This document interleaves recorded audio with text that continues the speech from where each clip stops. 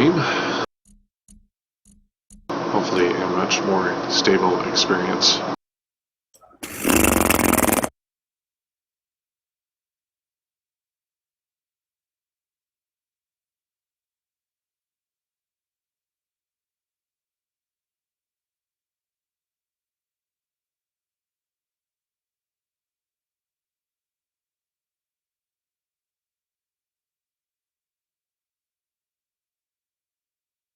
Okay.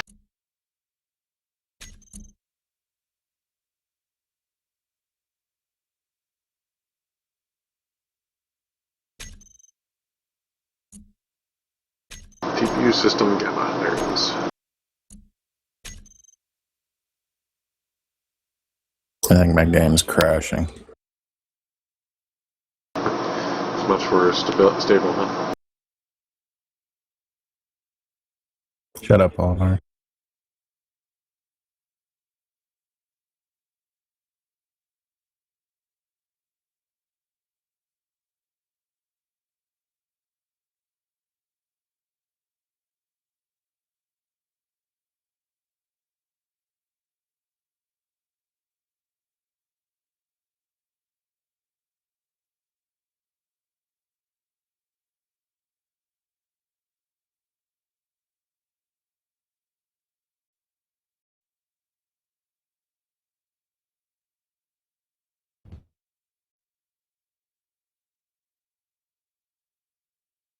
Server's not responding.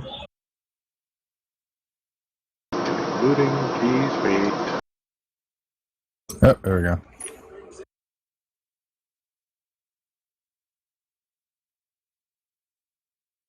Falling to earth, by the way I'm going to the mountains. Yeah, I actually found a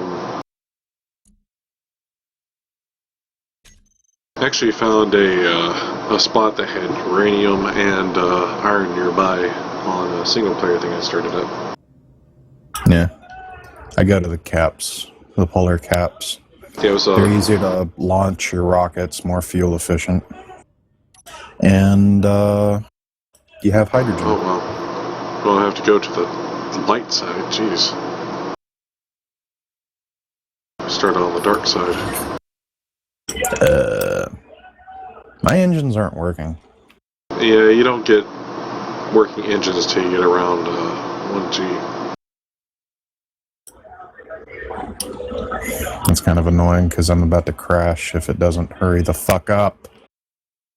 And lag? Thank you very much. Yeah, see, now I'm going to crash into the ground. Because this game's stupid. Good lander. It's utterly freaking worthless. Yeah, I'm going to crash into the ground here. That's right. And I'm lagging so freaking hardcore because somebody didn't turn the trees off. Oh, you had foliage turned off before? Yeah, because it's glitchy and doesn't work quite well. Yep, I just lost a good chunk of my ship. I lost my freaking med bay in the crash. Oh, crap. Well, the engines wouldn't freaking start on. I mean, I was literally hitting the mountains. This game's kind of dumb. It's like, yeah, you're in the atmosphere. Not saying I have no oxygen. Even though I still have an oxygen tank, whatever. Game's stupid.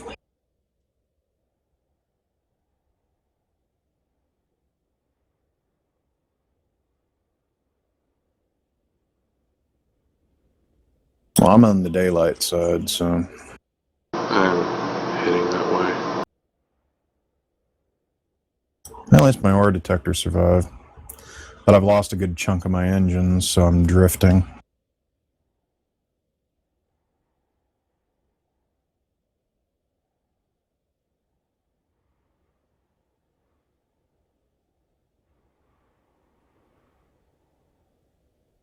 I did lock the sun's position, I believe, for now. Yeah.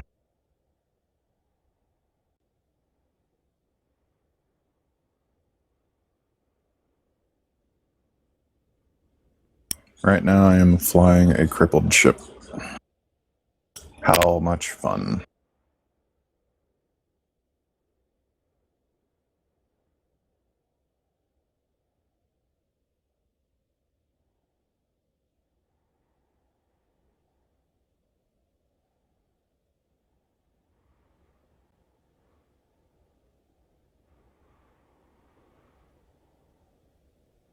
Because now we got to deal with freaking trees while we're driving around.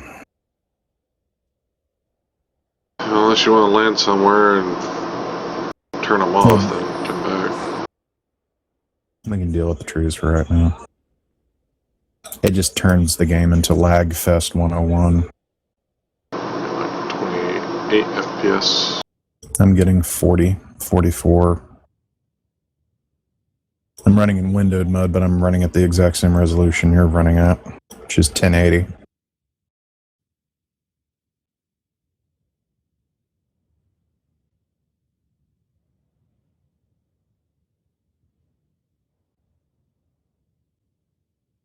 It sucks that I started on the dark side.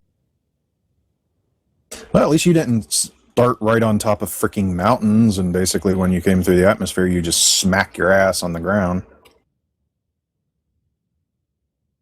You got luckier than I did.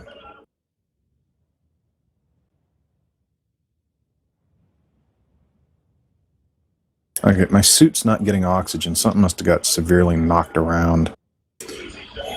Well, if you think about it, when you start out, you're in the seat with your helmet on. Well, the thing is I can't get out of my seat, and pressing J doesn't do anything. Yeah, you can't take your helmet off while you're in the seat. It sucks.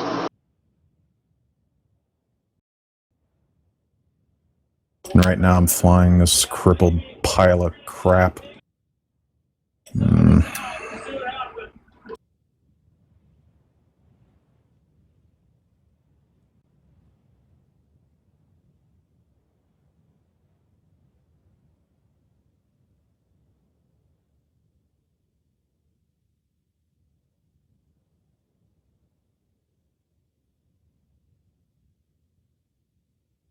Holy crap, that is like a sheer cliff.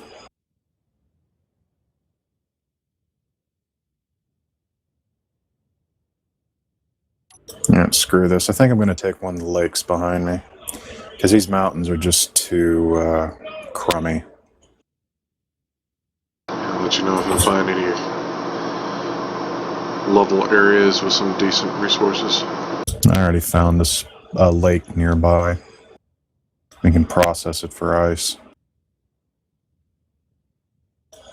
I can turn my lander's beacon up a little higher so you might be able to see it.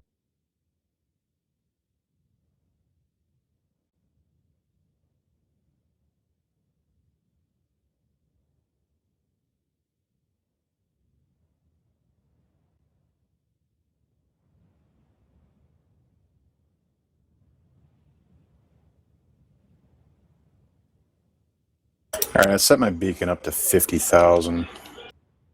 You might be able to find me. I'm near a mountain range, close to the poles. I set my beacon up to 50,000.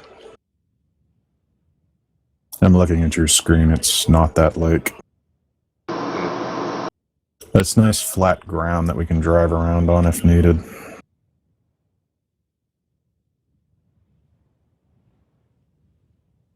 At least I'm on the daylight side now. Yeah. Oh, this rate I might have to land and add some solar panels. You shouldn't have drained that much damn power. I still have plenty of power. Oh, you're on the other side there. You see me? Yep. I can't. Yeah, because I can't see you. Your beacon's not strong enough. It's only at 20,000. Mine's at 50. Or 50 kilometers. I'm landing on the lake right now. Coming over a rather huge mountain. Yep, well, that's where I am. See what you mean about the lag. Yeah, trees are really obnoxious. That, and they just get in the way and you can't cut them down unless they've changed something in the files. Since then... Alright, well, after I land, we can, Those turn them mountains you're off, I flying guess. over, that's where I spawned at. Okay. Did that tell you anything? Yep. This game had my ticket the second I joined. Okay, I think I just saw uranium under the ice. Yeah, those mountains I see on your screen are the ones that I spawned over. Probably by now the ones you're going over at this point in time.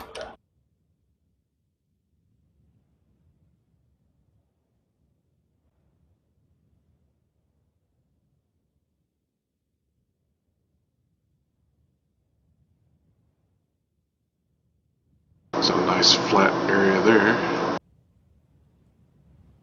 Yeah, see My all the ship trees all over is the damn place.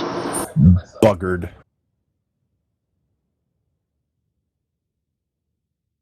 I need to just go land on the ice. Screw this crap. Oh, wow. This is 15 FPS. Okay, yeah. Once I land, we'll turn the foliage off.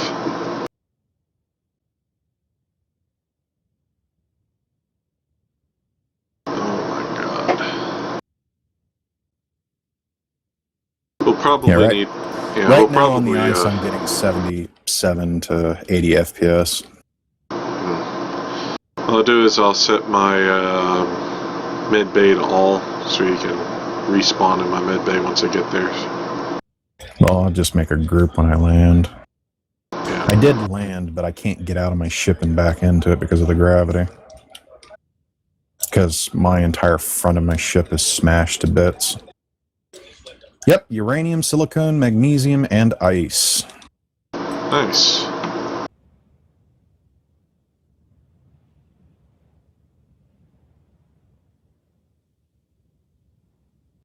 Yeah, I see you.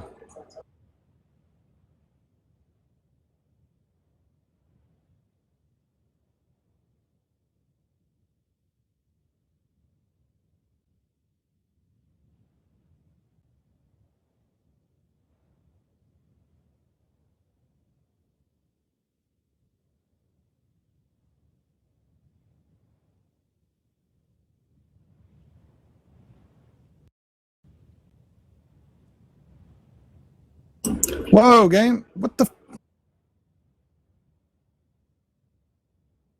What happened? I'm about to lose my lander anyways.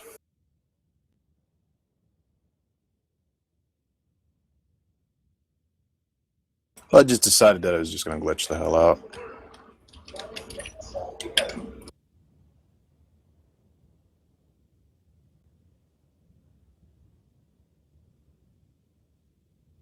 This game sucks.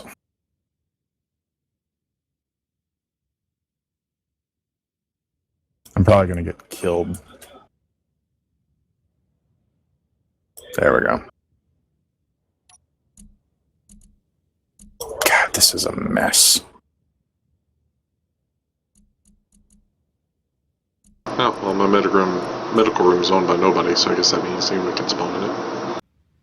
That's nice. Why did it set that up? Woo!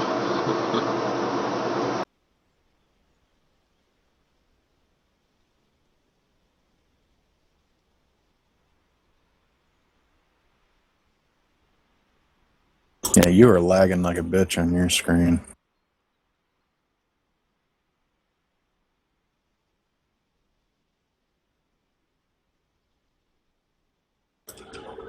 I guess so, game. I have an idea. Maybe if I have enough components.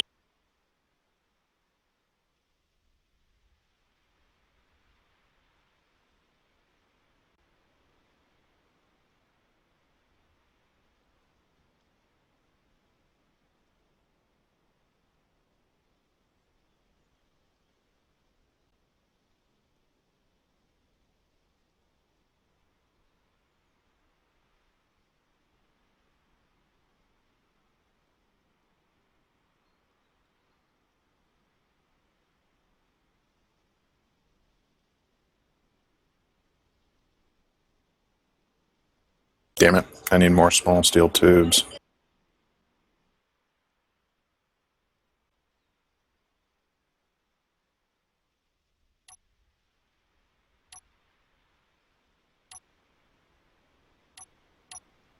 And of course I don't have any small steel tubes. Of course not. Why would I need those, game?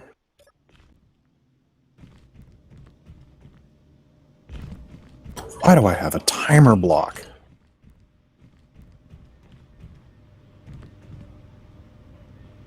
Same reason probably you have a programming block.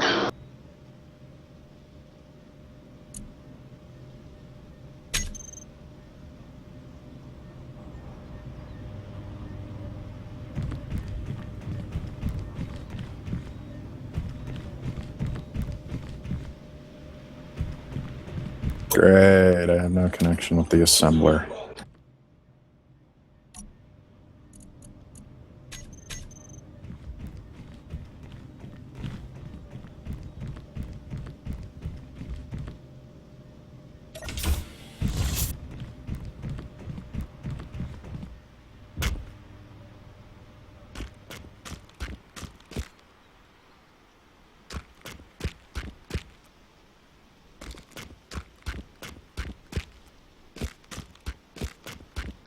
Alright.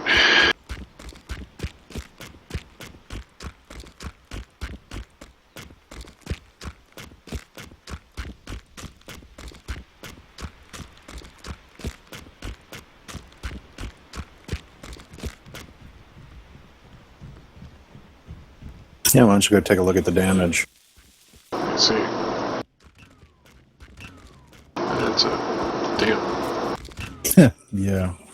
That's what happens when you hit the ground at 130 meters a second. Next thing you go, completely boom. Yeah, it was because I aimed the ass of the ship down straight into the ground. It's the only reason why I survived. You want to create groups so we can get rid of these damn laggy trees?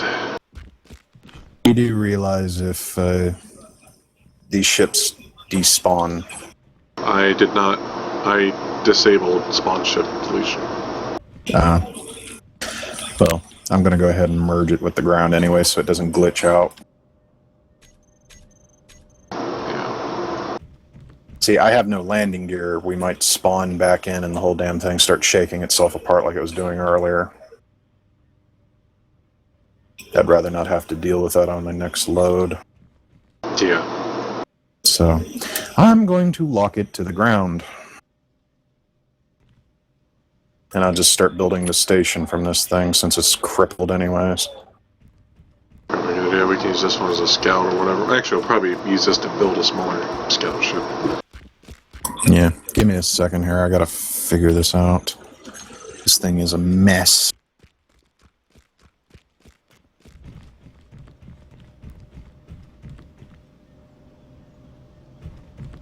I gotta turn what engines that I have on.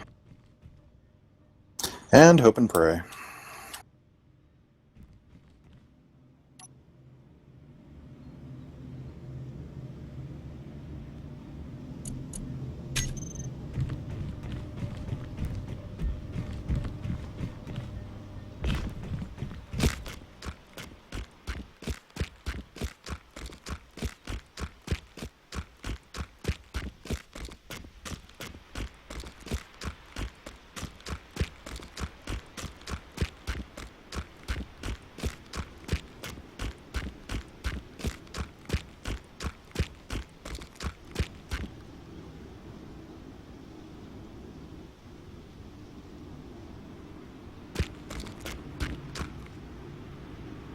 Are you able to move right any?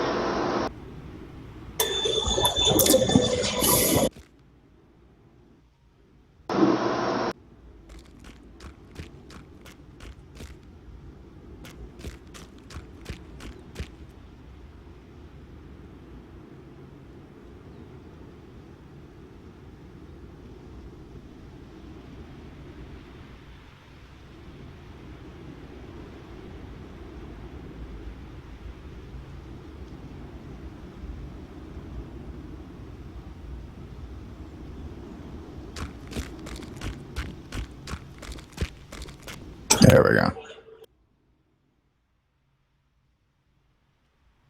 Boom. I was able You are to, now static.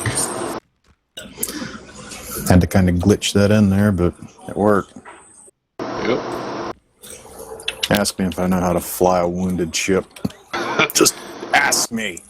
And I got, yep, all you need is the ramp and you're set. Ah, you son of a freaking Mother Hubbard.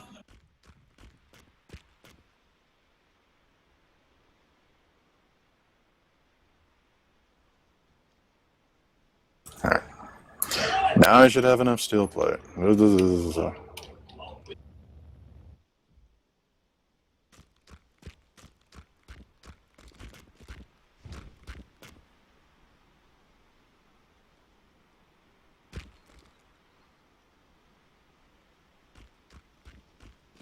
Ta-da! Yay.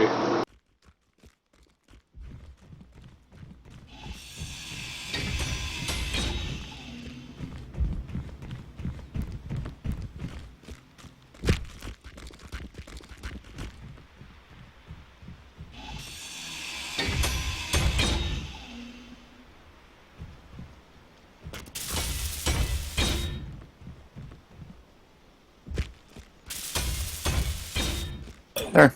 Now it's permanently connected to the ground. Yep. Let me shut the engines off so they don't magically drain the batteries and you can restart the server. Go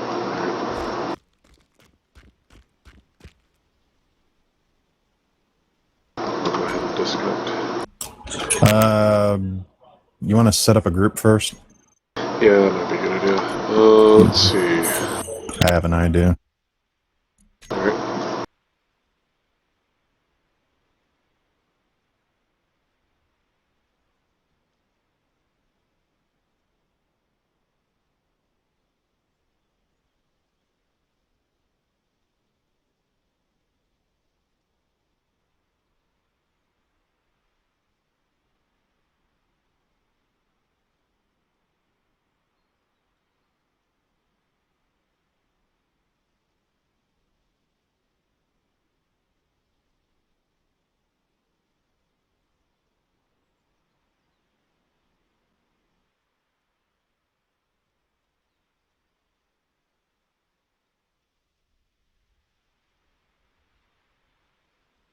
There you go. Let's see.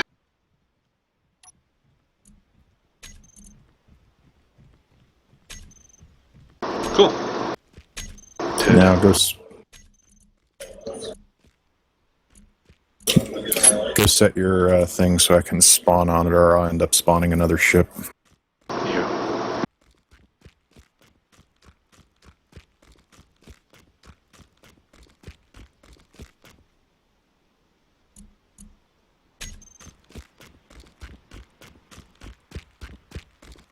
It's really abrupt. Running along, all of a sudden, big thing pops up. You have joined the faction. Just big red dialogue pops up, just stops you in your tracks.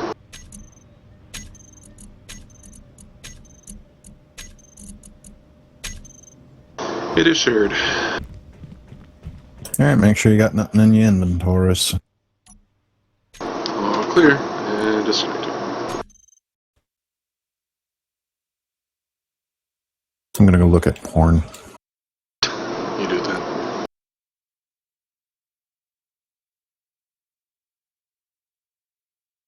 No one is watching us. So sad. It says one person. Well, it's probably it's you, I guess. Really?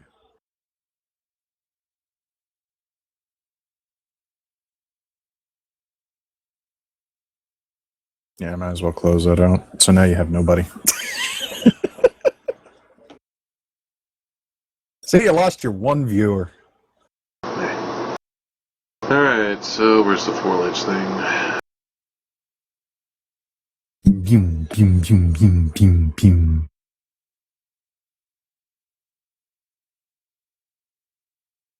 Set foliage density all the way down to 0. You got it. Oh, you can actually set the negatives. Ugh. That's silly. You and your Google Plus.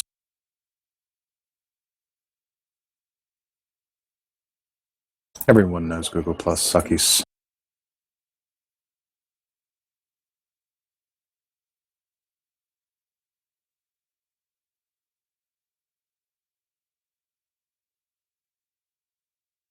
Meow, meow, meow, meow, meow, meow, meow, meow. I like chicken, I like tuna, I like liver. Meow mix, please deliver. I don't know if I... What am I doing? God. My brain is burning. So freaking tired. I don't know, I'm just gonna listen to This is running. Hotel.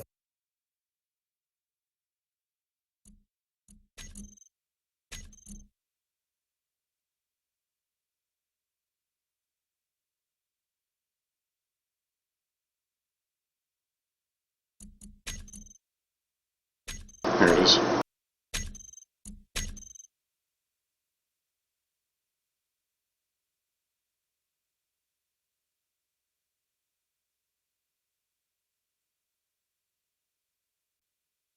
You're gonna have a bad time. God, I love the music to this game.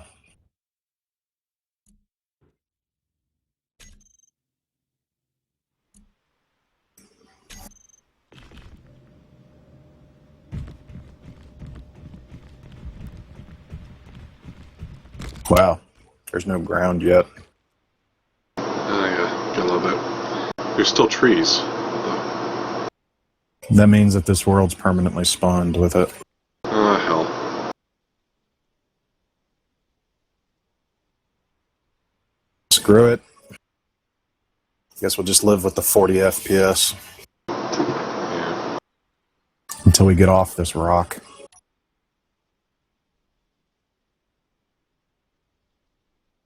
Yeah, I'm getting up to 70 right now. So I guess we can just stay on the ice. Yeah, the only thing we'll eventually need is maybe an iron. Well, I'm going to make a home.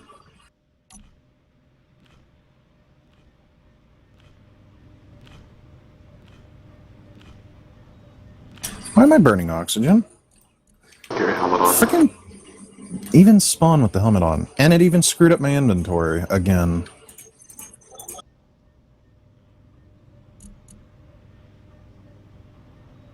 I'd rather it just have an empty toolbar than one that's full.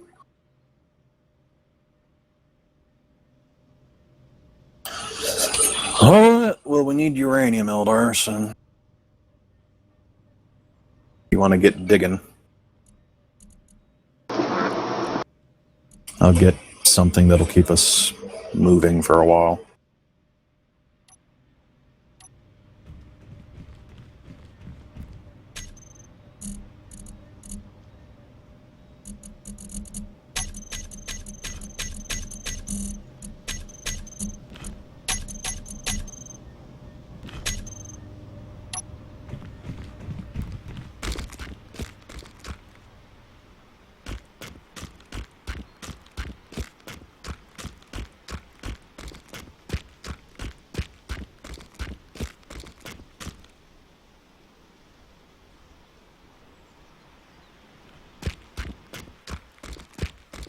I'm going to use, you still have the refinery in yours?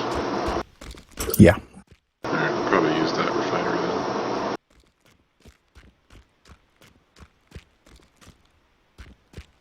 Let's see, ice is something amazing. Sorry.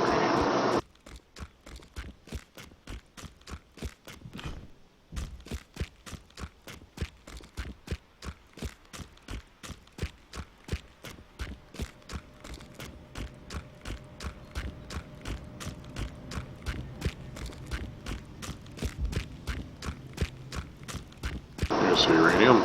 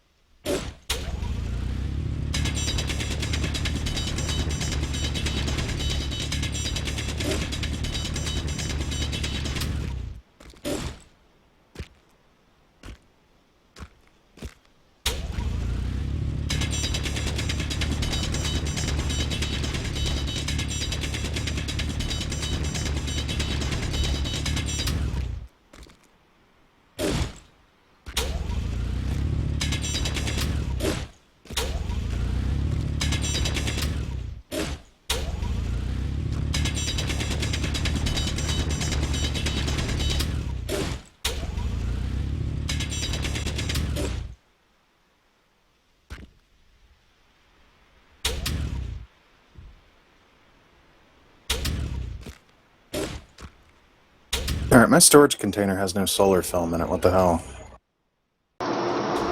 Could have been one that blew up or something. It's like 2 of them. Go grab it from mine. You have solar film in yours? I should. Starting to wonder if they actually removed it out of the cargo, because they have updated these things. Ow! Yeah, you don't have solar film either. Oh, I guess They removed it out of the game, so we really need uranium bad.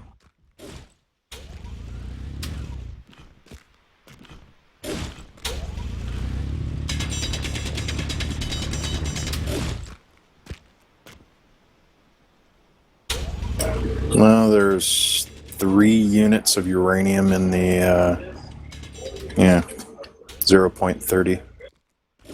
To go into my ship and turn most everything off so it doesn't use up all the power. As it is, you might want to move the medical bay from it to the other ship, or, well, you're building a base, right? Somewhat, yes. There, I took your uranium out. Alright, I need to definitely move the medical bay soon. I'm doing it right now.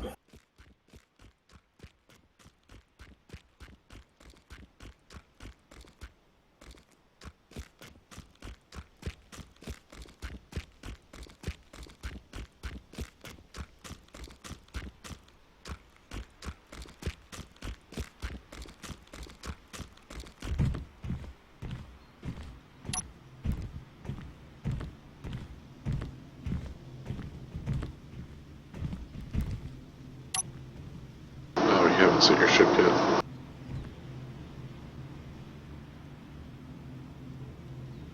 Getting access tonight. You have to give me a second. I'm just trying to get the med bay online. Sure. You gotta be kidding. I can't place a block.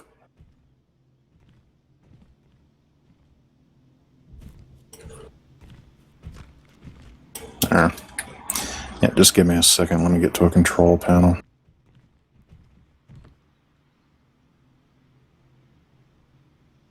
There.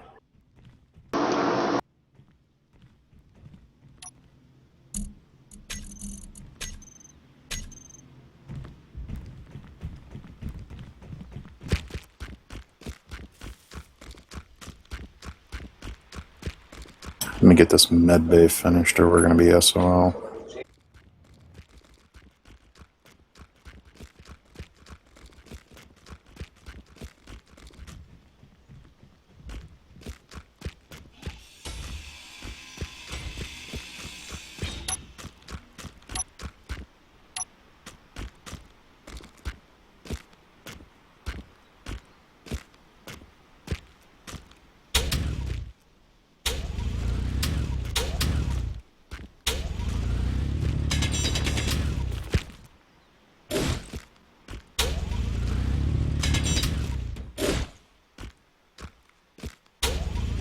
There. Med bay back online? Mm-hmm. Good.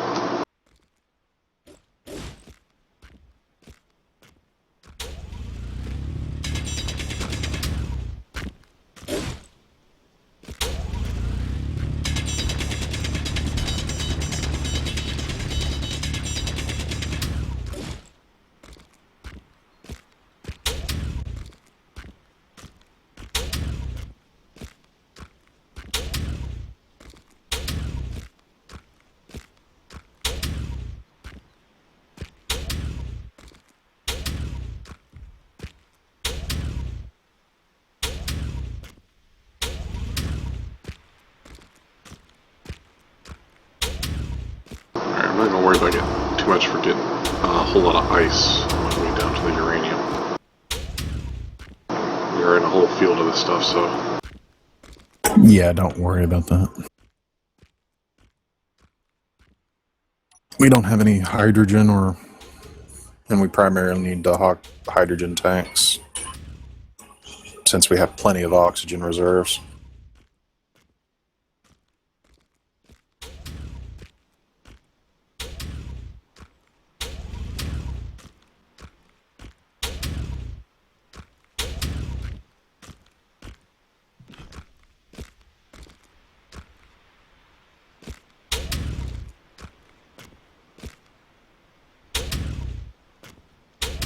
Oh, there is solar film. It's in the frickin' cargo container above it.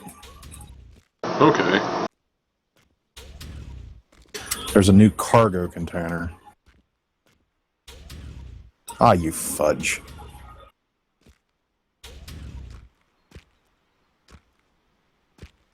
Well, I'll get this system up and running so we have a stable facility. Sounds good.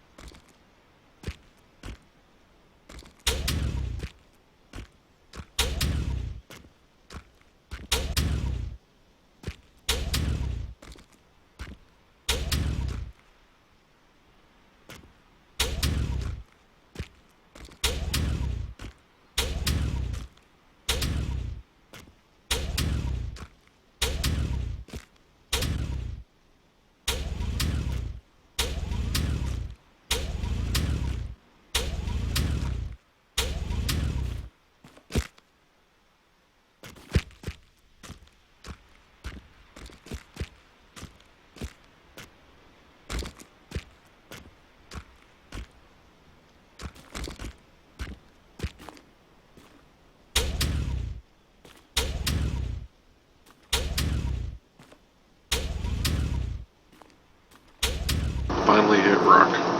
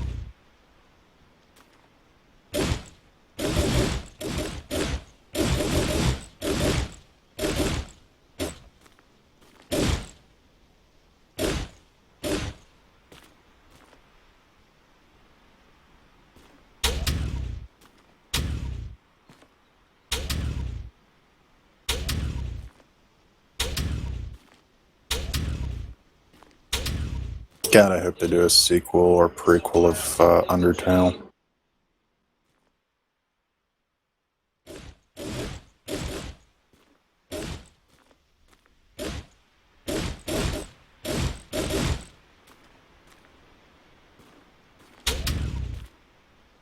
Found the uranium, by the way. That's good.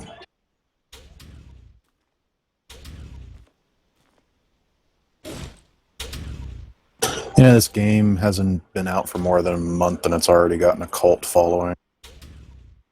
Doubt it. The thing is, though, it actually deserves the cult following.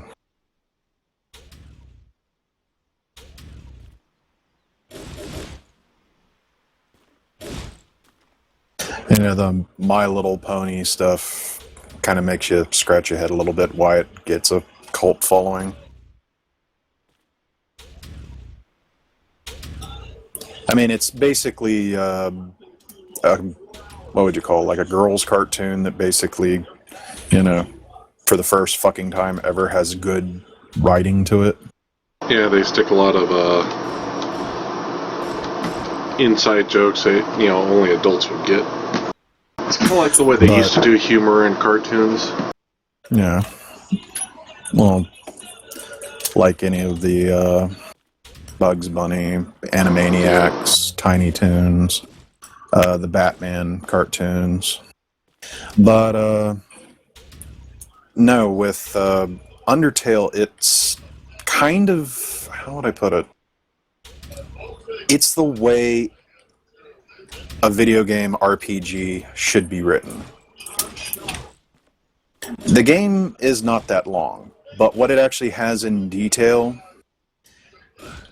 is the kind of RPG that I have been craving probably for the past, I would say 15 years when it comes to RPG storytelling. It's an actual game that makes you feel. The gimmick of the game is basically no one has to die. Mm-hmm. So you can go through the entire game being a pure pacifist, or you can go through the entire game just basically on pure genocide. The game technically wants you to go through the game as a pacifist, but if you don't want to, you don't have to. But you know how most video games, when they do, like, basically, like, you're gonna, like how Mass Effect, you're a Paragon or you're a Renegade. And basically it just means you're just a dick. Okay? That's Oblivion, same thing, you're a dick. Skyrim, you're a dick. It really doesn't play much role into the actual gameplay. Not only does Undertale make you into a complete bastard, you are insanely heartless, and the game will continuously remind you of the fact. And you don't need to be reminded. The characters in the game do exactly what you would expect out of them. You are the bad guy. You are a monster in this game. If you go the genocide route, you are the evil villain. That's all there is, cut and dry.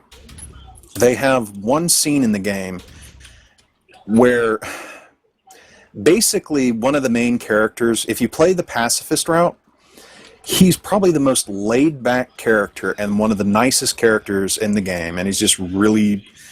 He's basically kind of like a hippie. He just seems like he would never hurt anybody, and you basically never see him in combat. He never wants to hurt you. But he even lets you know in the pacifist run that he'd kill you. He was given orders to kill you outright. But he kind of just plays it off as a joke and walks away.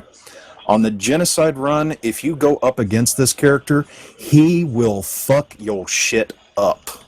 He is one of the hardest bosses in the game, and he, you know how like most games, they kind of start you off a little easy on the first attacks, they kind of let you get into it?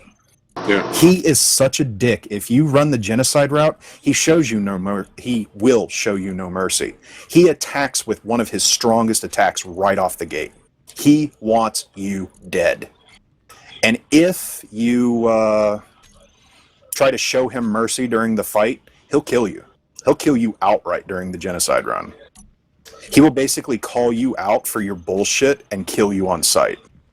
He will not show you mercy. There's even another scene where one of the characters cannot understand why you're doing what you're doing, and you're just too strong for her. They call her the Undying. I'm not going to give the names away. But if you attack her during the genocide run, she basically calls you out for the monster that you are, because you're killing innocent creatures that can't defend themselves basically against your strength. You're just overwhelmingly powerful, because you've made yourself that way by killing creatures that were weaker than you were. And even with all of her strength and all of her might, you still end up beating her. And she basically says that, you know, everybody was able to get away because of her sacrifice, and she fades away smiling, knowing that she was able to get some of the monsters out of harm's way from you so they could survive. I mean, and the music that plays is so fitting. Your actions in the game matter, period. Everything you do, everything that happens is because of you. And it's such a short but well-written RPG, and you actually, it kind of makes it hard. I would do the pacifist run, but I don't know. I don't know if I really want to take the patience to do it. Might try it, but the game will fuck with your saves. If you pick the genocide run, when you play it a second time through, the game knows. One of the major characters, no actual spoilage, but Flowey the Flower. Sounds like a goofy name, but he's probably one of the most evil characters in the game. And he has a complete backstory on himself as well, so you don't really know who he is until you beat the game. And the game never just throws it at you and goes, yep, this is the ending, this is how it's going to play out. And you have to struggle the entire time through the game until you actually learn what the game wants from you.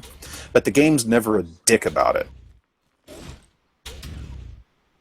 Every single one of the characters, it was the first time I actually sat through a game and genuinely was laughing at what the characters were doing. And they're not doing like quirky, stupid humor like fart jokes or everything. They're generally just being funny. A game that had an interesting storyline that was pretty short was Cradle. Nah, I don't know about that. I don't think the refinery is attached to the storage crate.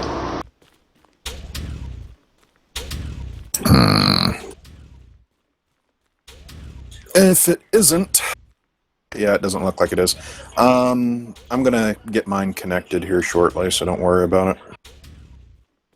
I should be able to get something modified in real fast. I'm going to have to destroy one of my batteries to do it, so let me get my solar panels online. But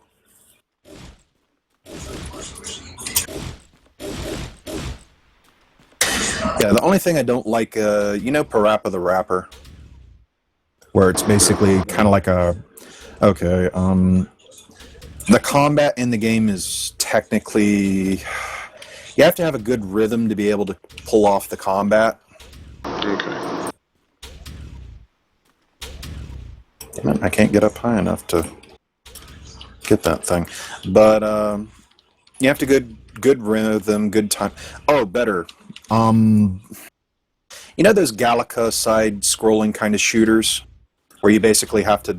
Bullet hell games, you know, where you have to dodge the bullets? It's that. And the ending fights are... It's not impossible. It's not like, oh, this game is so fucking cheap. If you can't... I would have to say that new age gamers would have problems with it, but old school gamers won't have any problems whatsoever. It's not like butthurt hard or anything like that. It's not like Ghost and Ghouls or Ghost and Goblins or whatever the game's called. That game was a pain in the ass. Yeah, it's nothing like that. It's nothing like that. But it's difficult. I mean, you're not going to beat, on the most part, you're not going to beat the bosses the first time through.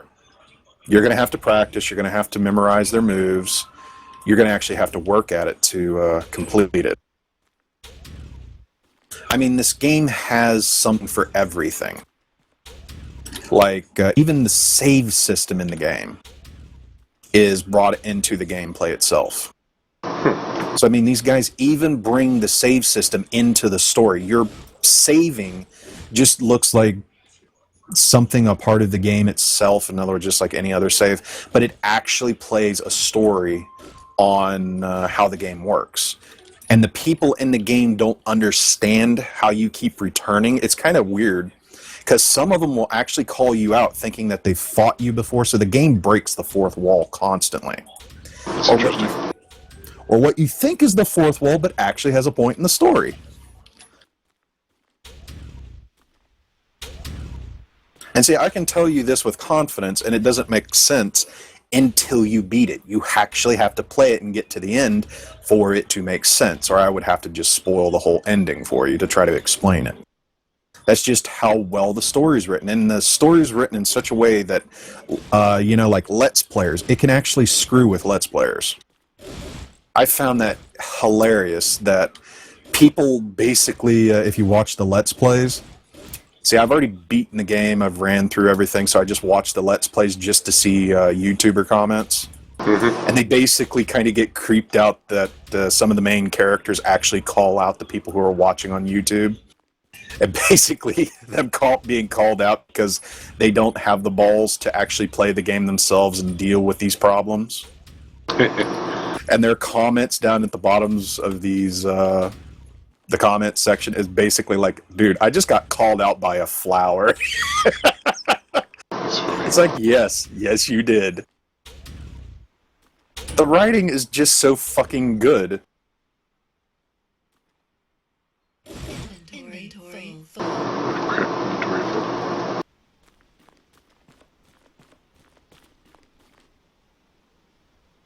And I mean, that's the kind of game I have been waiting for so long. Just a good RPG that's written well.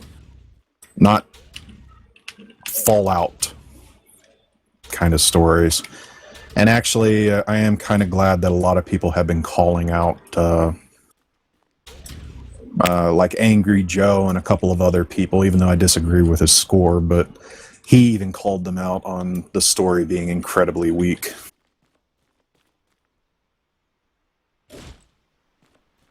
Which, honestly, was... I've gotten to the point in the story where basically I just had to stop playing because the story kind of started to depress me, and not in...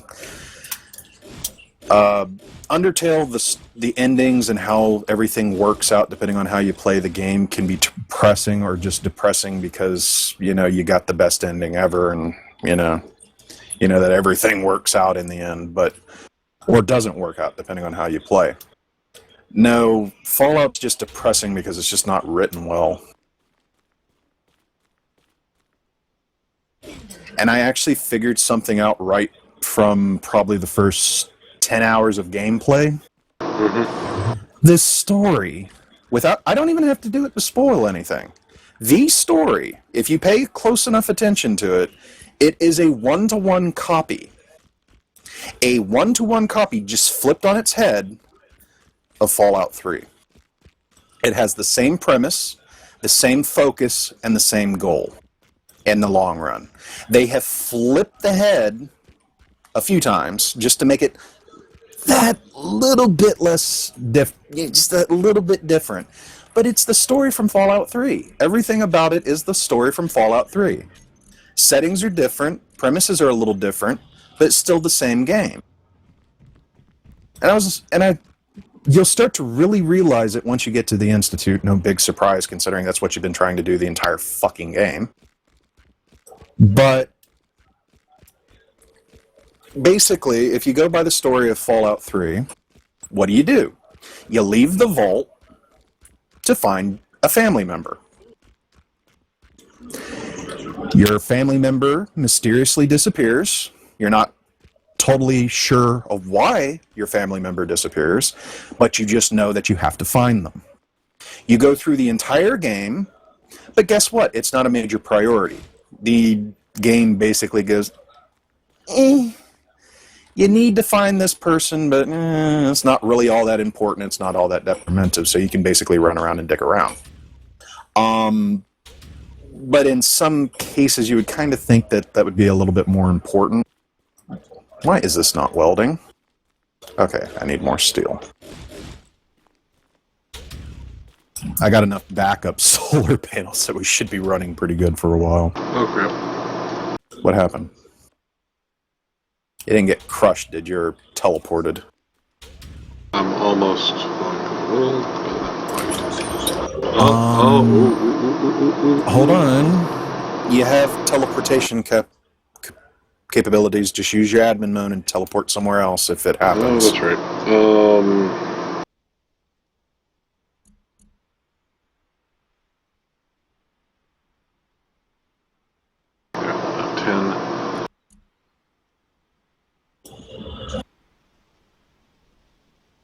I've never actually used admin control. Enable creative mode tools. Then on characters, click next. And There's supposed to be a way you can go into... use F8 to spectate. That's it. Yeah. Then just move to an area, then control space. Your character will teleport wherever you're pointing, and then just click control player.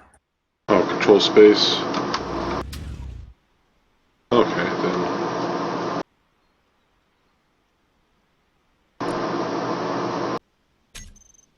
Oh, well, that is extremely handy.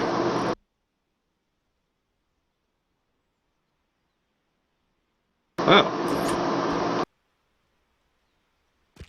Yeah, because I got teleported into the world a few times. That's the only way I've been able to get out when it happens. Well, it wasn't. I didn't have so much stuff that if I died, it would have been, horrible. I've already taken most of my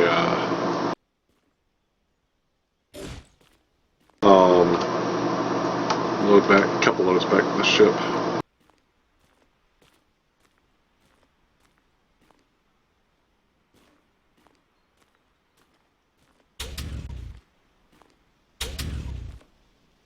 But anyways, I won't try to get too far into it, but basically, when you start following the story and you pay very close attention to basically every landmark that the game pushes you through, it's the exact same landmark. Yeah, it's a different storytelling, but it's basically the exact same premise as the first one, or Fallout 3. I'm going to call it the first one because that was Bethesda's first... What? Oh, did you fall through again? I actually fell straight through this time. And just teleport back. It'll take you a while. Just want to control space. Mm-hmm. You gotta have admin mode on. Yeah, most.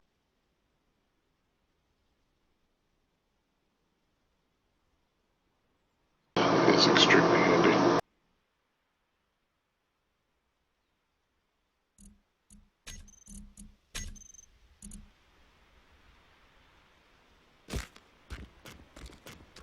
Well, let me know when you're out of peril.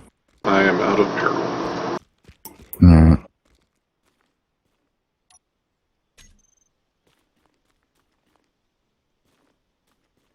But yeah, it's basically a one-to-one with the original premise of, you know how, like in New Vegas, the story was basically you against Benny trying to get trying to figure out why he put a bullet in your head, so you track him down to find out that there's a bigger conspiracy than just you and this jackass Benny.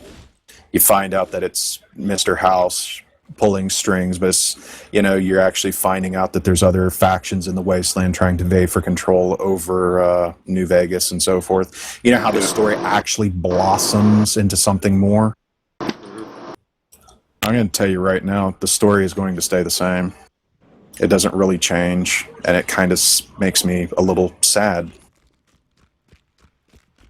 And a lot of people on reviews have been kind of bashing it for this, and I full-heartedly agree. The story is a big letdown from Bethesda, and Bethesda's done better. That's the problem. I mean, it's the same problem that I had with Skyrim. They just basically covered over the exact same issues. They're just redoing the same crap again. That and the UI is horrible. What don't you like about the UI? Are you actually telling me you like the dialogue wheel now? Oh no, okay, that part, that's. So there's different aspects to the UI. I like the new method of being able to pick up stuff. I'm talking about that the controls are very heavily centered around the console. You can tell that really quick. There is actually a mod out already to change the I'm gonna punch you in the. to... I'm gonna punch you in the kidney. That's nice and all, but that's still. I give a thumbs up to that modder, but that's Bethesda kind of pulled a dick move on that one. That shouldn't have been the case, and they know it. I don't know, at least there's a method to fix it. Yeah, if you're on the computer. If you're on the console, fuck you. Well, theoretically, what they're supposed to be doing is eventually they're going to allow mods that you can download, PC to the console. I bet you it's only going to be workshop stuff, though. Yeah, but if it's complete UI overhauls, that's not going to be... Yeah, I mean, if it's, if you can do it with a mod maker, you're supposed to be able to, but I mean, you're not... Yeah. We'll have to see. Supposedly they're supposed to have close to equal modding support for consoles. I'm not entirely sure how they're going to work that. Yeah, I'm kind of a little iffy on that one. It's probably the reason why the editor isn't supposed to be officially released until was it early next year? That's bullshit. That editor should have been released on day one. Yeah, the funny thing is that the game already has mod support in it. You just have to change a couple things in the INI file, and bam, you can mod it. That's such bullshit, though. God. Like, for instance, I have to go in just to be able to play the game at close to my native resolution. I have to change any file. That's bullshit. This is a game made in 2015 with 4K monitors being out there and actually being pretty popular in a lot of... I mean, I don't even have a 4K monitor. I have a 3440. I can't run the game at my native resolution without the game crashing. I can't run it. Every time I try to run it at native resolution, it starts up, gets into the game, the textures look like complete, utter shit. The game looks horrible on my computer, because basically think of, like the old games that ran at, 1024 by 720?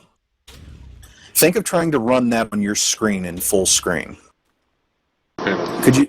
It's going to look bad. The textures are going to look all stretched out, and that's what it looks like on my monitor, so I just have to sit here with my thumb up my ass and look at these stretched, bleeding-ass textures, and it's bullshit. It's like, at least let me run. The Space Engineers running in 4K resolution? Yes. This fucking alpha game runs in 4K. All the games I have... I mean, honestly, I think Half-Life 2 I can run at 3440.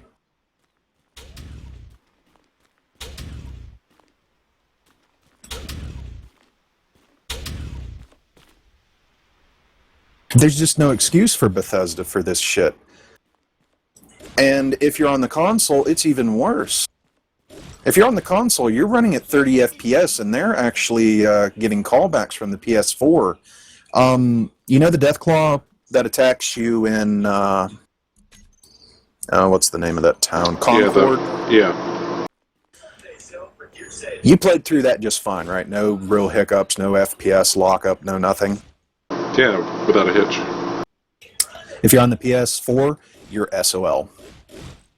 The second you unleash hell with the minigun, it starts to stutter. If you're on the Xbox One, doesn't seem to stutter as bad.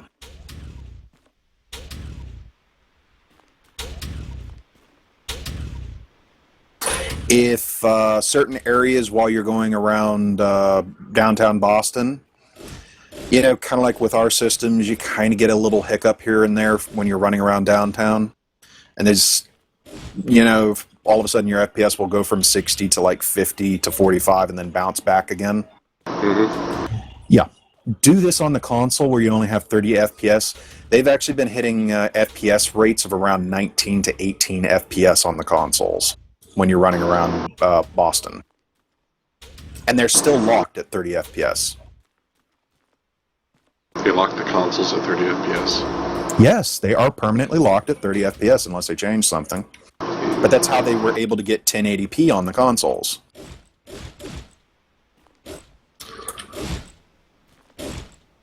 And there was even a rumor, I don't know if it's still going around right now, but there was some glitch that basically they might have to force players to reinstall Fallout 4 completely and utterly for the Xbox One because there was a glitch. There's even a glitch right now that if you're not careful on some versions of the game, it's an unknown glitch. It seems to happen. It's been confirmed that it happens, but they don't know what causes it. But if you're doing any of the Sanctuary missions for the Minutemen, there's one near the end of the Minuteman run that if you take it on any of the consoles or PC users, it can actually make the entire Minuteman quests uncompletable. Is that like the pizza place one or something like that? I don't really remember. I think it's one of the actual bigger ones. I think it's part of one of the Deathclaw missions towards the end, but you got to be a high level to even mess with that mission. You got to be like basically level 28 or 30 or something like that. But if you go on it, it can cause the game to quit. And if you're playing the Minutemen and you're wanting to go to the Institute and you're playing the Minuteman mission, you got to play that Minuteman mission so you can complete the game.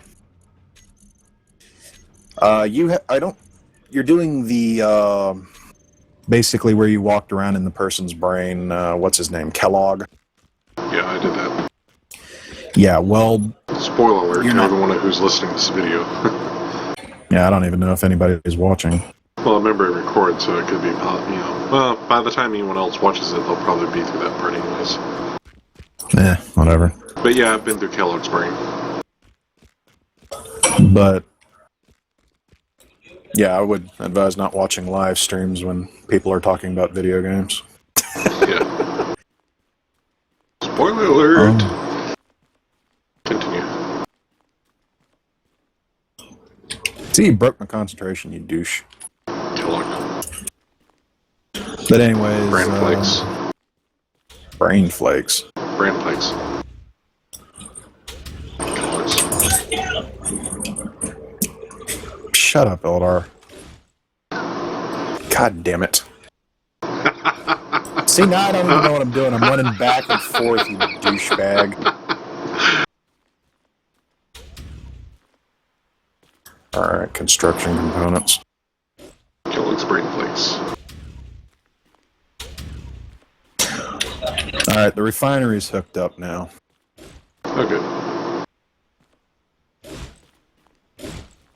How much more uranium do you want? The uranium we have should be enough. You need to start getting steel now. Iron. Alright, I'm gonna have to go find a new location then, probably. I think there was iron somewhere around here. I'll probably make a car or something later. Yeah. Need to probably make at least a smaller type of ship or something. This is kind of overkill for just running around grabbing ore. Yeah.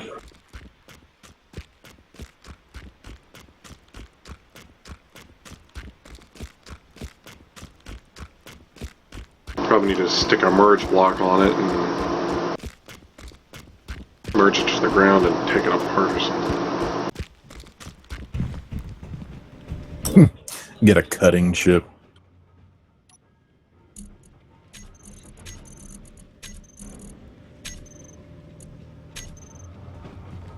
Of course, if we merge it to the back of this one, it'll get access to its batteries.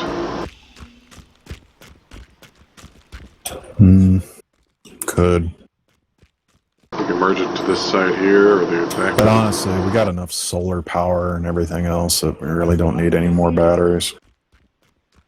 Alright. And we got uranium. I guess for now I can just take this thing like it is, I suppose. Although, Turn it into something you can use. Store the materials left over inside this ship. oxygen. Sucks that there's batteries up here on the top level. And to tell you the truth, if someone's watching this, and I would say either you haven't bought the game yet, but it's been like, what, 3 weeks now? It's like I've been waiting 3 weeks to talk about it, so eat me. Alright, so what do you want me to strip out of this thing? The whole ship. If you want to be honest, the whole fucking thing needs to be destroyed. It's not really useful for anything else. We have all of our life support systems. Alright, this thing's already mounted. So probably make a merge block, I guess, to turn it into a station before I start ripping it apart. Yeah, that might be a good idea. Do you have the parts to make a couple of, You really gonna ask me that? Yeah. Yeah, why don't you come over here and get your components that you need. Now think about it. I just merged the thing to the ground, Eldar. And then I destroyed those blocks. But they could have been used. They could could have been used for something else. But there weren't. I haven't built anything but the solar panels. I've been in a hole. That big fucking hole over there. And I took your med bay to build on... the only thing I've actually built that took out of the inventory was those connecting tubes. What's needed for that?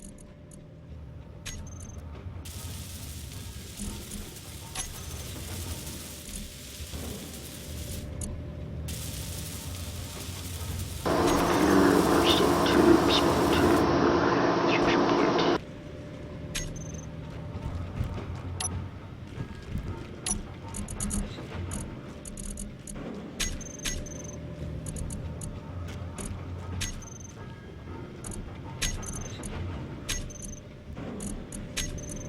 But I mean, seriously, you need to get Undertale if you like RPGs. I actually tried to, not play it at one point in time because there was so much freaking hype around it. I was like, and I looked at the price and I was like, it's just $10. I was like, fuck it, I'll just try it. I started playing it, I completely stopped playing Fallout. It's just like, boop. Yeah, I don't want to. I basically continued to play it until I beat the game, and I haven't played Fallout since. I'll probably boot Fallout back up shortly, but it's just like, fuck, the story is good and it's well written. It seems like when you're playing it, the story is going to be corny as hell, and it is. It can be very corny. But it's not corny like you're rolling your eyes like, oh my god, this story is so fucking stupid. It's the good kind of corny. Like sweet corn. Fuck your interior plate bullshit game. We do not have the metal supplies to frickin'...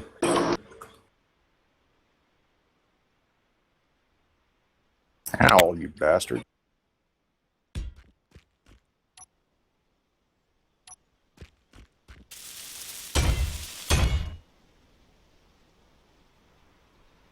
And the music is just fucking awesome. I'm probably going to buy the soundtrack. It's probably the only other game since Supreme Commander that I actually...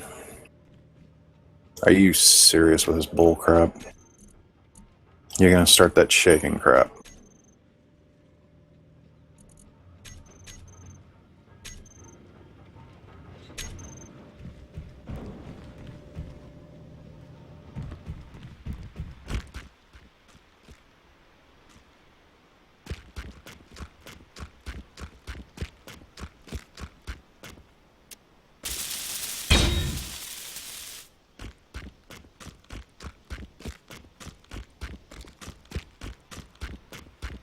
And damn, these wheels are actually huge.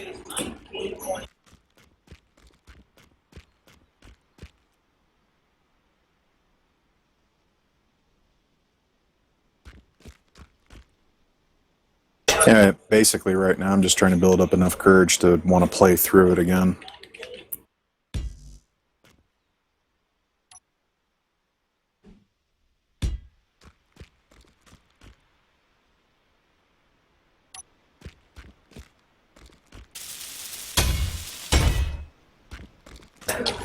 And the courage things is not a bad thing, it's just I like the story. And the way the game has it set up for the ending. You would understand once you beat it, you kind of will understand what I'm talking about, not wanting to actually replay it. There's just nothing you can really talk about Undertale without spoiling something. Kind of pisses me off. Because there's just nothing. I can sit here and talk about Fallout all fucking day long and not really spoil a whole lot. Because I can avoid certain things to talk about, but Undertale is so heavily story-driven that you cannot really talk about it without fucking everything up. I mean, like, if you go online, basically most of the Let's Plays are like, if you have any intentions on playing this game, do not watch my Let's Play. It's like, oh, okay. It's like, this guy's serious. Autolock is so annoying on landing gears. Yes, it is. Chop the fuckers off.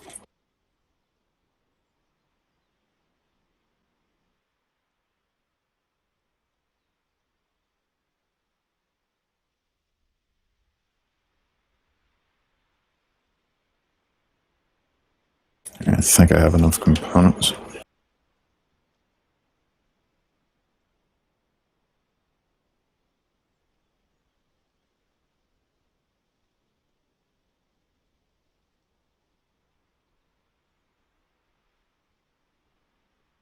Speaking of music, I'm going to play some more of it. And oh yeah, the ending music, which is basically Save the World.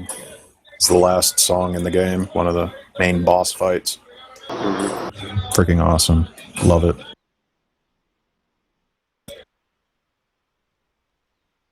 Sounds kind of like music out of a Saturday morning cartoon, but just like 1,000 times more badass.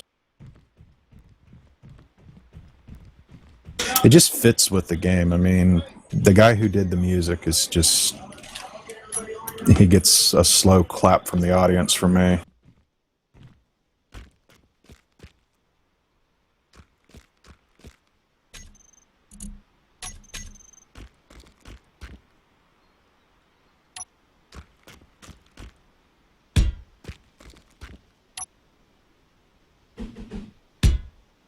Damn it, I did not get enough glass.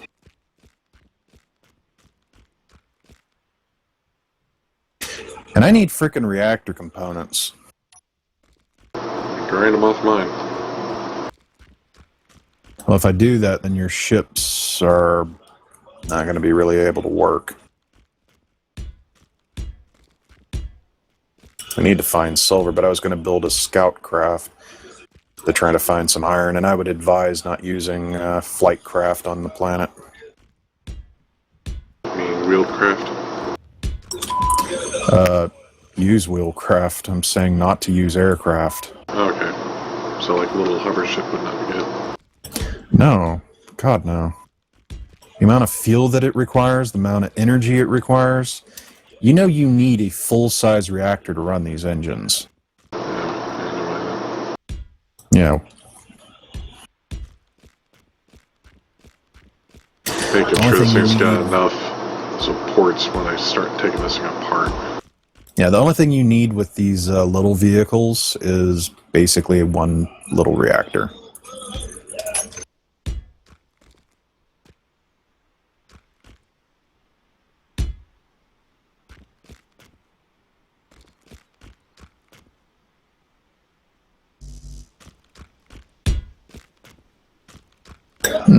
Didn't get any metal grit out of your reactor.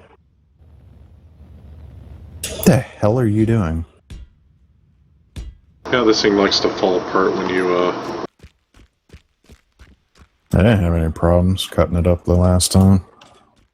It's just because it fell over the last time because it wasn't connected to the ground.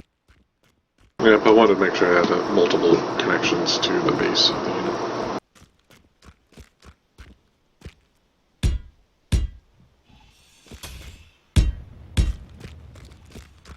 Alright.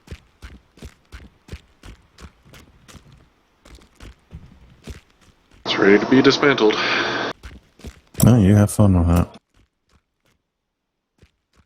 I'm gonna go look for iron. And then start mining some of it.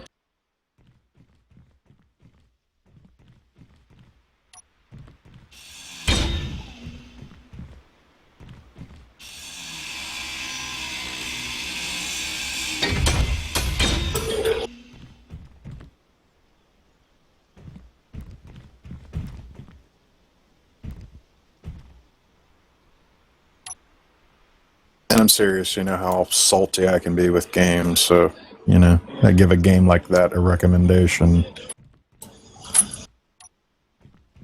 Basically, anybody who calls himself a gamer, if they say that they won't play that kind of game, you're not a gamer. You're... What do they call those? Trying to think of the name of it. Poser. No, worse than that. What do they call those part-time gamers that basically play like Puzzle Quest and shit like that? And play nothing but Puzzle Quest and no other games? Casual gamers. Oh. You're not a hardcore gamer if you don't play Undertale, or at least give it a fucking try. Get it on sale, I swear to God, if you can't even afford it, just like get it for when it's like $1. The game, honestly, to me, is worth a lot more than just $10.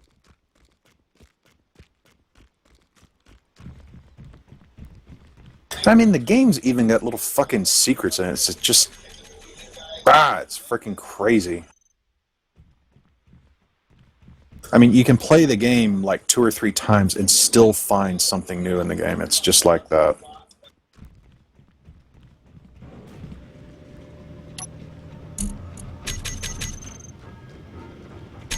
I mean, I've beaten the game and I'm still finding out things about it that I didn't previously know about.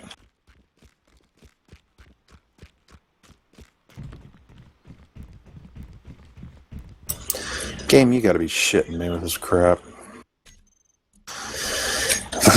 Power cells are so freaking expensive. Well, not expensive, but heavy. Yes, they are.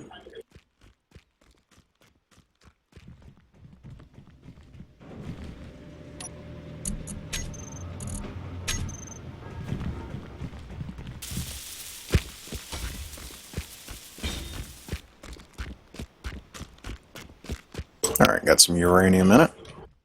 System's powering up. Alright, now to set up the suspensions.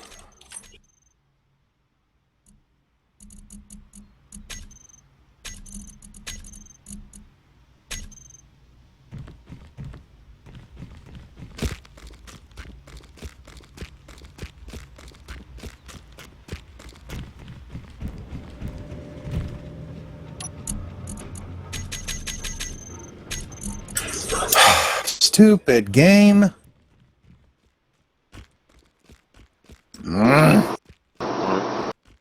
Oh, the fucking cockpit thing where you don't have an air tank on it. I got inside of it trying to work on it and I almost suffocated to death. Because I didn't have an air vent on it.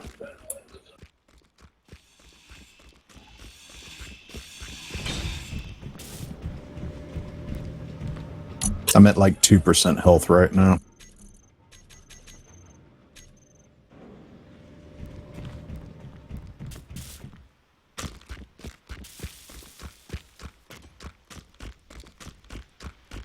Metal Grid, why do you torment me?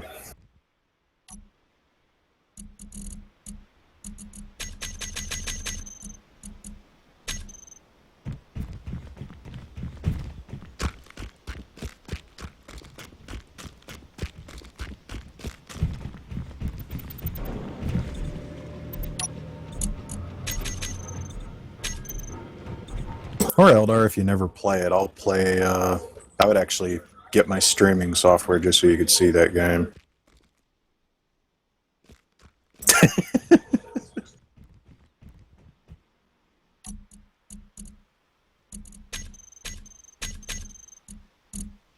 Finally, all the containers are empty. Back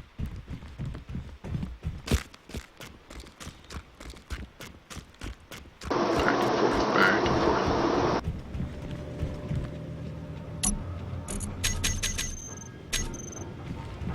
Depressurizing. Love how you have to set it to depressurize so the cockpit doesn't kill you. Now I can finally work on the wheels. What?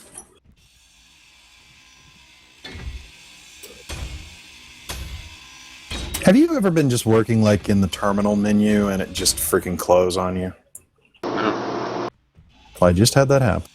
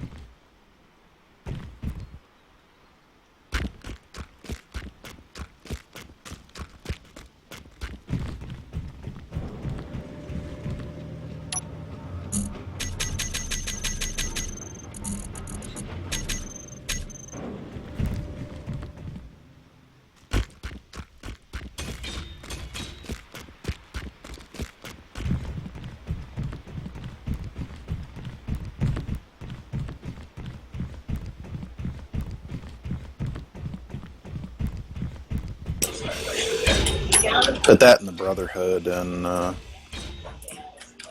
Fallout is... I don't know what Bethesda's trying to do with the Brotherhood, but they're turning the Brotherhood into real bastards. The Brotherhood were never, like, excellent human beings, but now they're just kind of creepy. They're basically almost borderline enclave. Well, they seem to become more and more like that with each Fallout game. They've become more and more acting like they own all the technology because they are the Brotherhood. Well, they've always been like that. Like, day one, they keep technology away from all outsiders because they believe that, that kind of technology destroyed the world the first time, so they keep it away from outsiders so they don't reuse that same technology to destroy the world again or to gain too much power. That was the whole purpose behind it. Now, they are basically the Enclave. They want to cleanse all mutants. They want to get rid of all synthetics. Any synthetic, period, comma decimal.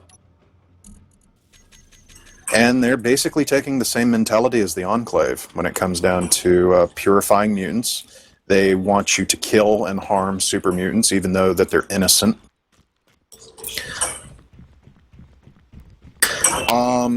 Out of curiosity, Eldard, have you met Virgil yet?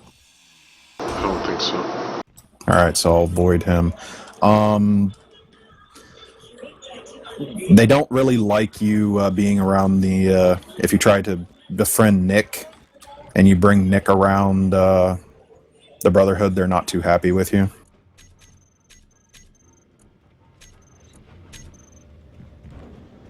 But they are really becoming the Enclave. Basically, here's how if I don't know how much you remember from the old one, but basically the Enclave saw all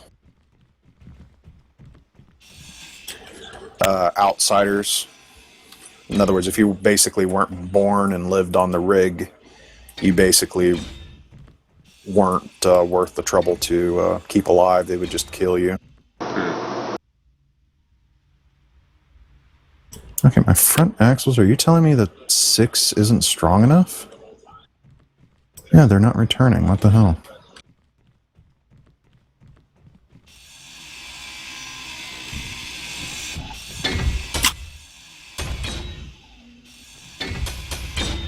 What the hell? 10's not strong enough? Well, my back wheels aren't having any problems.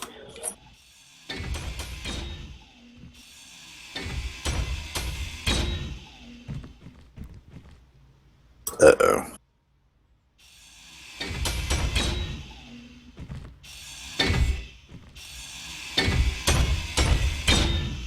Okay, the higher numbers are somehow...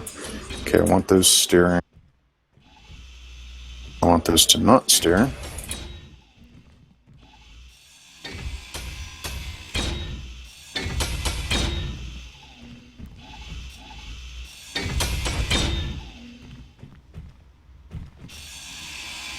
There we go.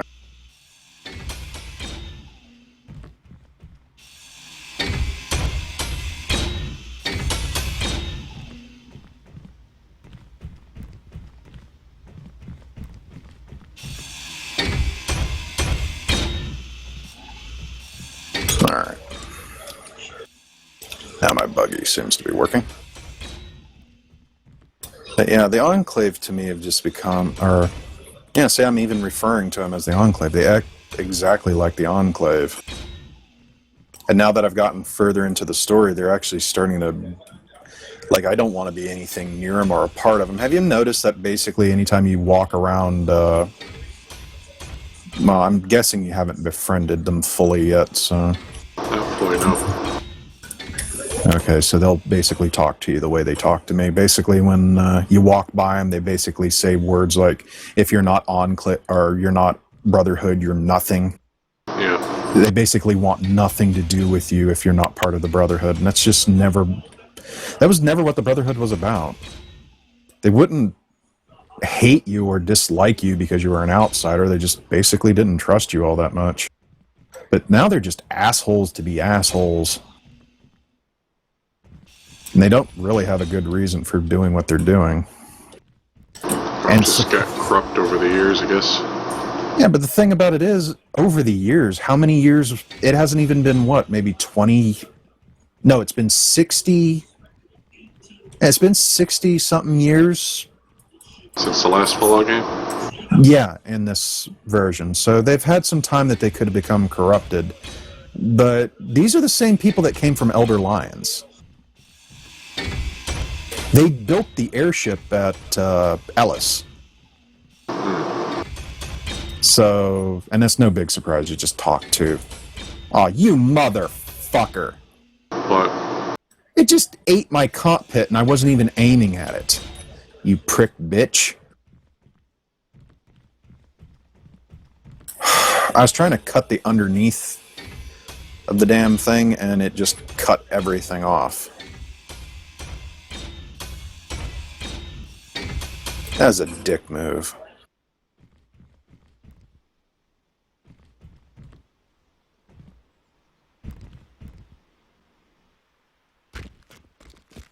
Do we need to turn down the grinding speed?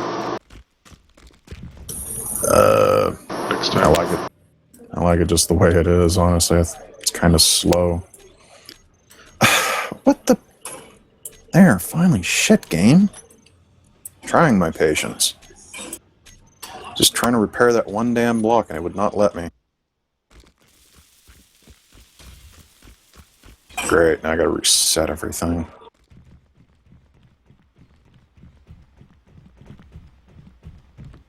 But I mean, yeah, these are basically the same guys from Elder Lions, and they act like complete douchebags now. I haven't gotten far enough to try to figure out why they're becoming the way they are yet.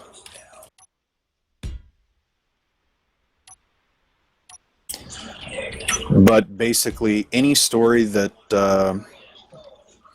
doesn't revolve around the Brotherhood basically will end up you basically being on the bad terms with the Brotherhood.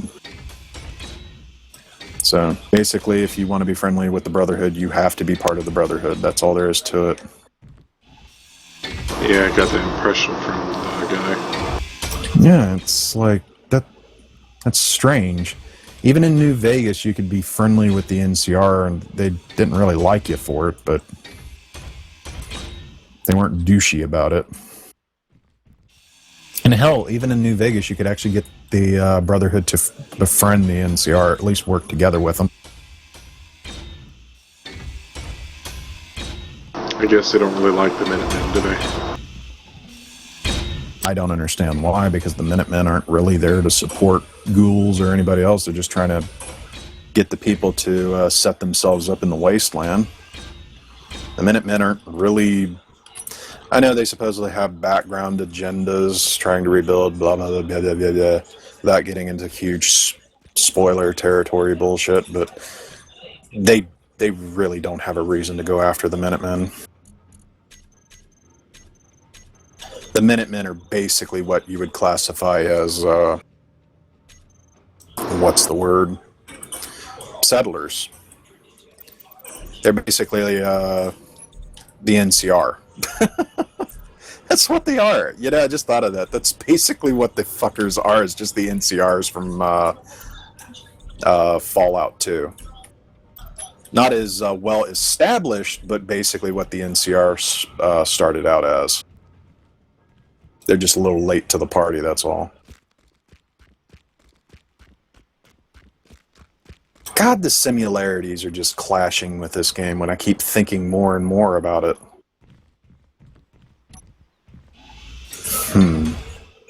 Let's see here. What do I need for this? Ore detector. That would help. And an antennae. So I can broadcast the information. Oh, yeah, that's right. I forgot about doing that.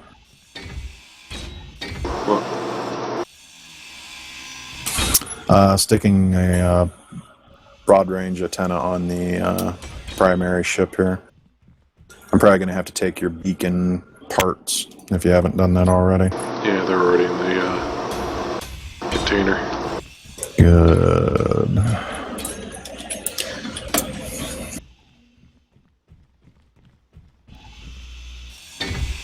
So I'm going to build an antenna on the station as well.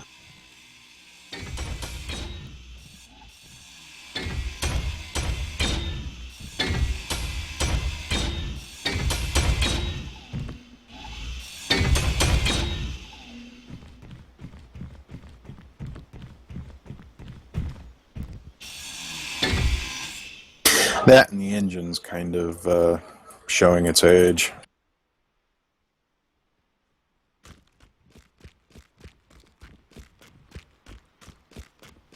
Or what I like to call the stink of a Bethesda game. It just feels like a Bethesda game. I don't have that much of a problem with the engine or whatnot.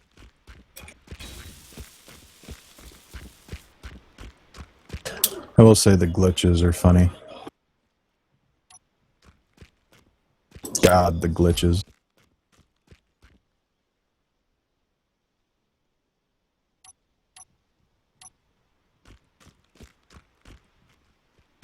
Hey, the ore detector's already picking up stuff under the ground and broadcasting it. I need some more glass.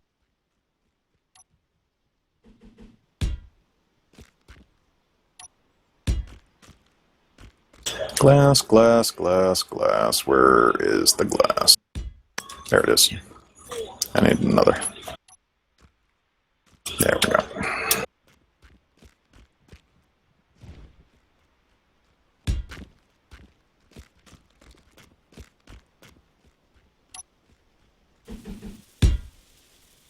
There we go. Alright, the buggy's almost ready. Cool.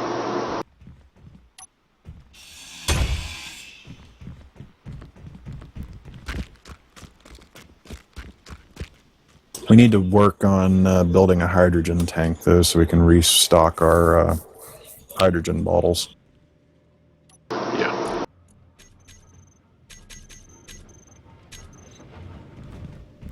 But first things first, we need iron.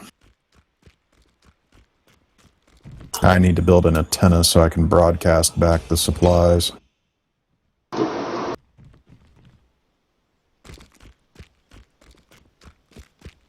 Need more antenna components.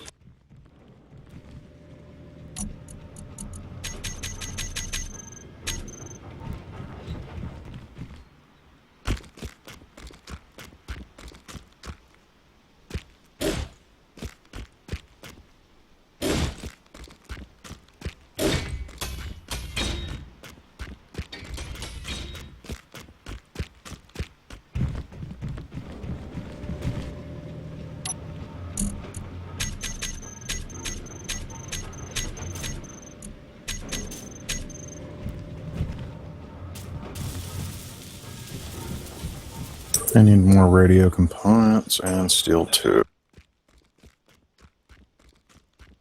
Are you sure you brought all your radio components over? Yeah. Maybe it's in a different box. Yeah, it's in a different box.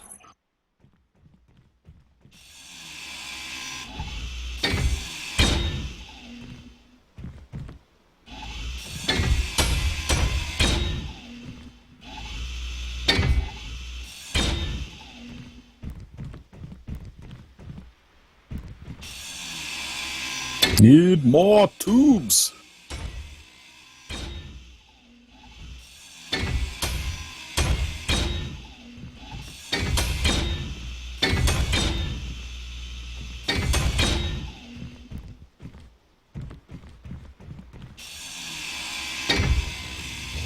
I should be making enough uranium. I shouldn't have any problems.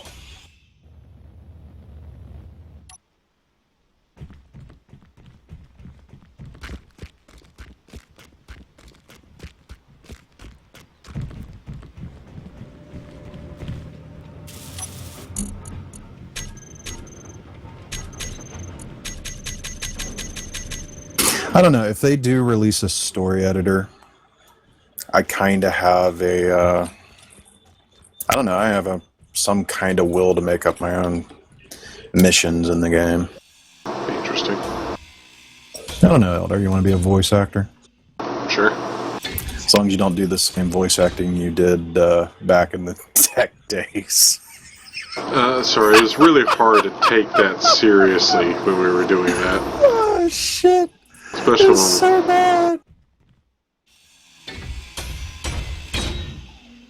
I think that was the point, was to be bad. You did okay when we were doing our little videos, but when we did the ones with Darren, you just phoned it in like a bitch. You're a royal asshole.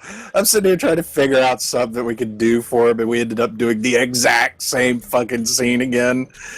The only thing is I stuck a train in it, and we tried to blow it up. I was just like, oh god, I hate my life. I wasn't the only one who did bad. Lost it pretty bad on his acting in it, too. Well, Lost got phoned out. We ended up using Maine at one point. Oh, yeah, yeah. Bunch of jackasses. You just left me to deal with that bullshit. It's like, we really don't want to do another one. We just did that one out of fun. It's like, yeah. You know, throw a temper tantrum.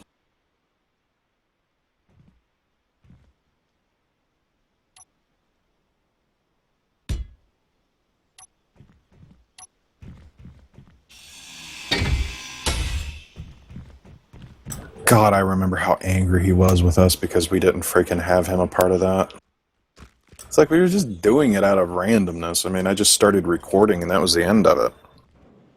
We were just like, okay, let's do stupid shit. Let's see what we can record. And it didn't even get that many views. It's like 200-something reviews from 5 years ago. It's like no one really cares. Well, it's like this tonight, you know, I just randomly started up a stream, you know, I could do this on a regular basis.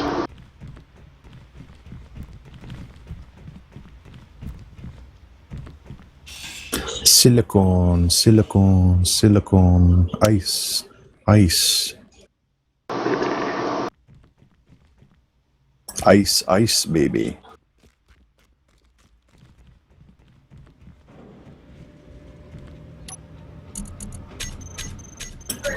Okay, I finished that antenna, but it doesn't seem like it's broadcasting. What the hell? Yeah, I'm not seeing it either. Okay, I'm going back. Oh, now I see it. That's my antenna. Oh, I see the one here. I'm talking about the one on the ship. I see it. It's on the back. It's just not doing anything. Let me check out and see why it's not broadcasting. Yeah, okay, it's a... What the hell? It's broadcasting when I'm outside of the ship. But not when I'm in the buggy. Oh, even though remember, I think we had a bug like that before. Remember when we tried to see each other? It's supposed to broadcast antenna to antenna. That's the whole fucking purpose of the antenna. It's stupid otherwise. Remember when we were playing around on the creative server and... I remember, and it's a fucking problem now. I wonder if there's a way to fix that. Yeah, it's called Keen. Fix your shit.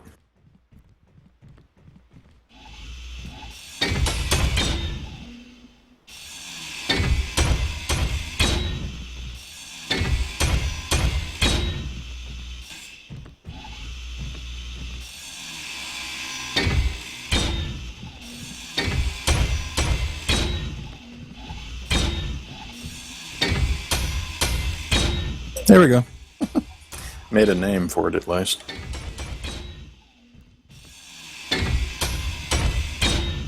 Okay, everything's set to share to my faction. That's gonna kind of bug me. What's your vehicle set up? Yeah, I can't see the antenna. That's bullshit. The range on the primary antenna is 20,000 meters or 20 kilometers. Set your buggy to no one and then change it to share with faction. See if that, you know, then change it back to yourself and share with faction. See if that fixes it. Didn't do anything. Set it to no share. Set it to nobody.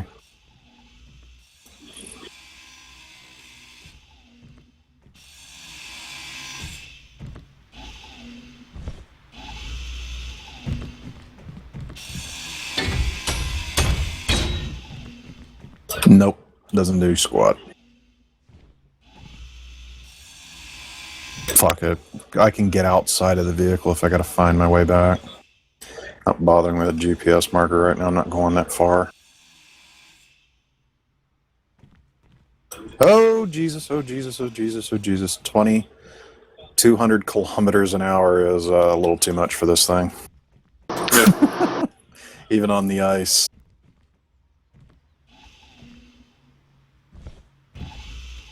All right, I'd drop it to 100. That should be decent.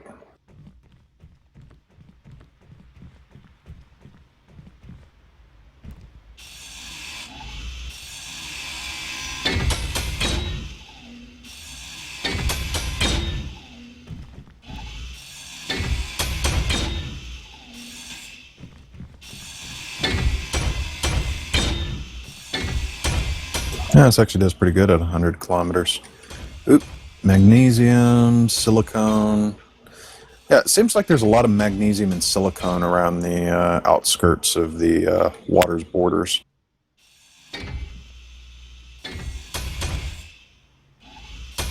Well, I'm ground bound on the other side of the lake. Let's see what we can find. I should have put some atmospheric thrusters on this thing if I ever need to boost. The interesting design thing had a couple atmospheric thrusters to a buggy. That'd be basically my moon buggy. Yeah. Just with ion thrusters, it's the only difference. This one's a little modified design to protect itself in the heavier gravity. Probably building a buggy myself in a moment. That and this one's modular. So if I want to add cargo containers, drilling equipment, so on and so forth. It's basically a truggy. A truck and a buggy.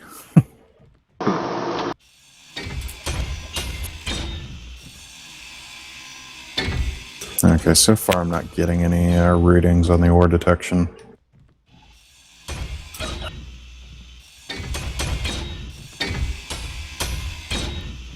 God, this buggy handles so much better that I figured out how to set the strength settings to an appropriate setting. Okay, there's fucking boulders, Eldar. You douchebag.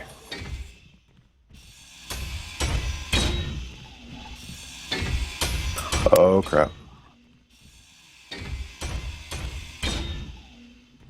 Almost flipped over there. Whoa, got silicone readings again. Okay, game, I really don't care about the silicone. More uranium.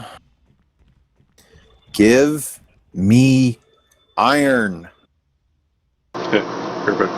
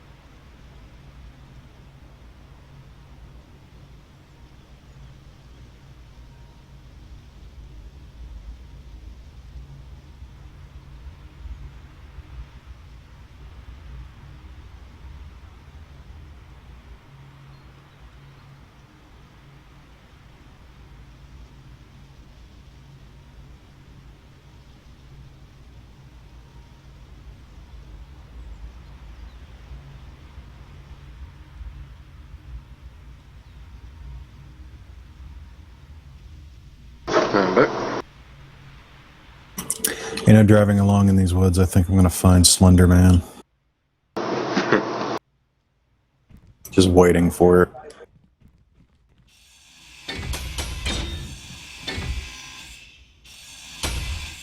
Okay, depending on how far I'm going, I might have to have you either A, send me GPS coordinates later, or turn the signal gain all the way to the fucking roof. oh, you forgot to set GPS location on. No, I purposely didn't give a shit, but I'm moving further and further away than I actually originally wanted to. God blessed, slow down, you piece of crap. This thing has the worst brakes I've ever had in a vehicle. No, I take that back. I had a CJ that had no brakes. That one was interesting. Okay, is this a cliff? This is starting to look like a cliff. Oh, crap. That's a cliff. That's a cliff, and I can't back up. Oh, crap. He is disbehaving. Back up, back up, back up, back up, back up, back up. There we go. I think someone took an axe and chopped the top of this ship off now. That was a clean swipe. That's more like a katana. Axes are for chopping and hacking. Yours is most of a perfect slice. Actually, holy mother of hell! What? Okay. I just knocked a tree down. It's just rolling down the hill. I just bumped the tree with my buggy and it just went just rolling down the mountainside. Well, apparently you can knock down trees. Yeah, you just gotta hit them really hard with a buggy. I basically have a wedge bumper on this thing too. Oh yeah, I would advise putting a bumper and a roll cage around your cockpit. Because if you flip over on top of it going fast enough, you will just blow it up very rapidly. Okay, so what we got to do is, Eldar, we got to build a very large mining rig and just drive around and cut down all the trees. Basically deforest the entire planet. This will probably take us the next 5 years of our life, but it'll be worth it. Actually, I wonder how long it would take to deforest. You know what? Fuck it. I'm just going to use like a shit ton of warheads and we're just going to, nuke it from orbit. I was about to say. That'd be the most efficient way to deforest the place. We could get to the ore under the surface a lot easier that way, too. Damn it, everywhere I find a decent place to go down, I can't. Giggity.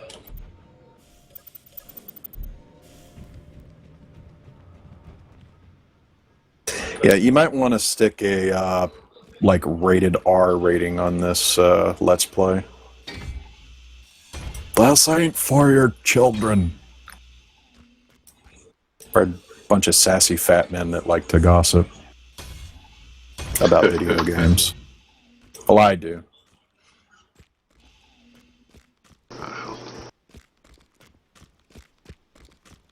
Alder's just a sassy bitch.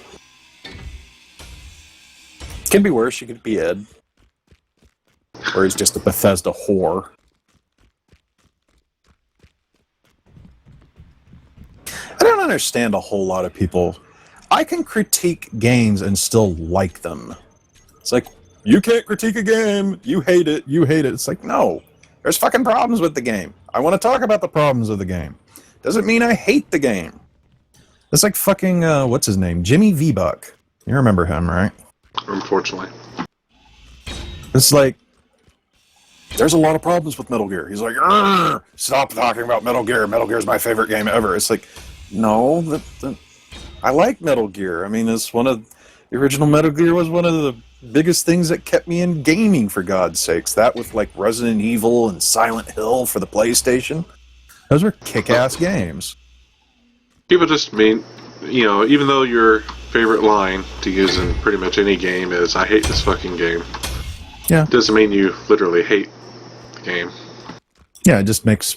Okay, you're never going to sit there and tell me that you never just sit there playing a game that you like and you just mumble under your breath or just say it, good fucking damn, I hate this fucking game when you've gotten blown up for the 15th fucking time. This is fucking bullshit. This game sucks. Then you walk away. 15 minutes later, you walk back, you sit down in your computer chair or wherever you're sitting and start playing the game again. Yeah, I've done it. Or throw a controller. I do keep myself from throwing stuff because I can't afford to replace it. I'm talking about when you were younger. You're telling me you never tossed down a controller to the floor just because you were pissed? Or just drop the controller straight down and just walk away? Well, yeah. Okay, then. I had a few times where, oh no, I don't think I'm ever going to get down into this valley without jump jets. Because these vehicles are not good enough for this kind of crap unless I get some better brakes. I want to bring it back and add some jump jets in. Yeah, I'm not worried about trying to get down there anyways. I've yet to find any ore deposits in this area. Might need to go up into the mountains.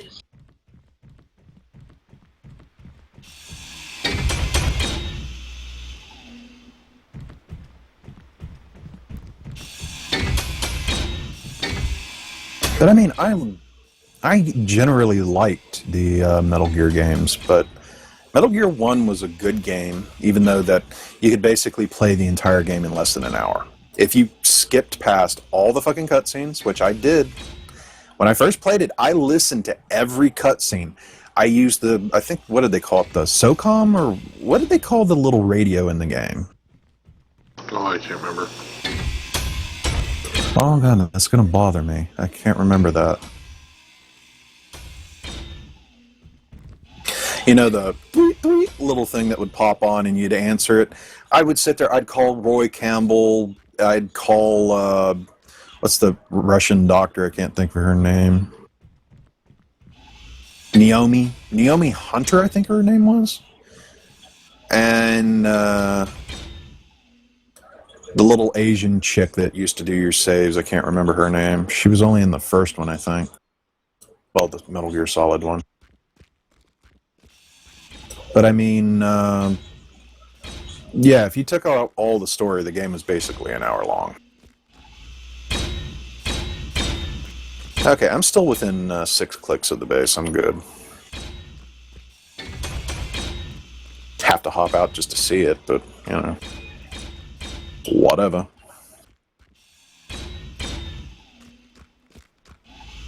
But,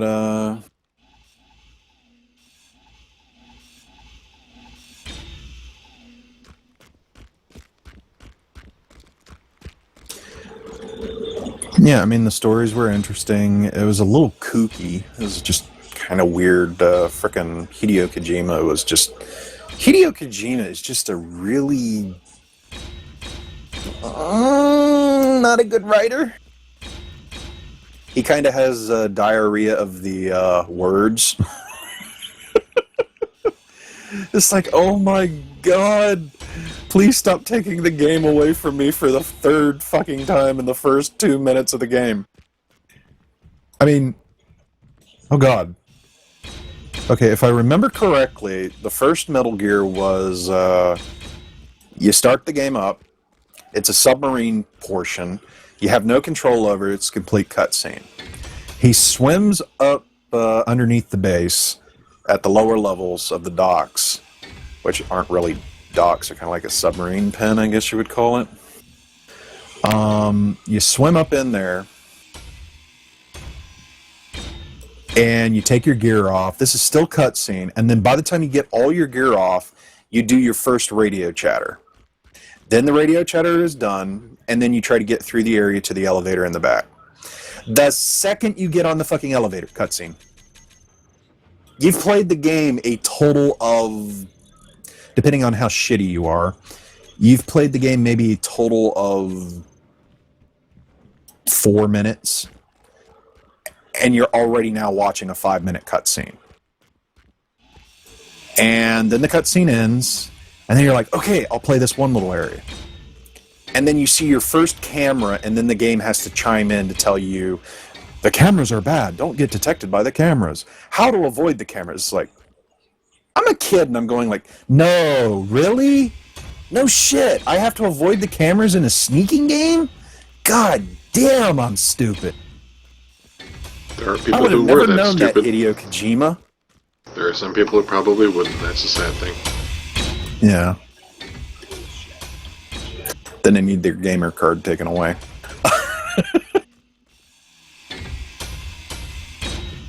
Just about gotten this thing broken down. I'm still looking for resources. I'm driving around trying to find something. I was down to the bottom layer, so I took off my support struts and let it fall to the ground. It's the only way I could really get to everything at this point. But then you're sitting there tinkering around. You start crawling through the air vent. You either go through the top air vent or the bottom air vent. And once you've done this, it's a cutscene again. It's a fucking radio message again. You have to sit there and talk to your like old pal buddy or whatever you know. I can't remember his name. The voice is in my head. I can hear his voice speak, but I cannot remember the name. So he's the voice inside your head? Yeah, seriously. God, I hope not. His voice would get on my nerves after a while. He used to be,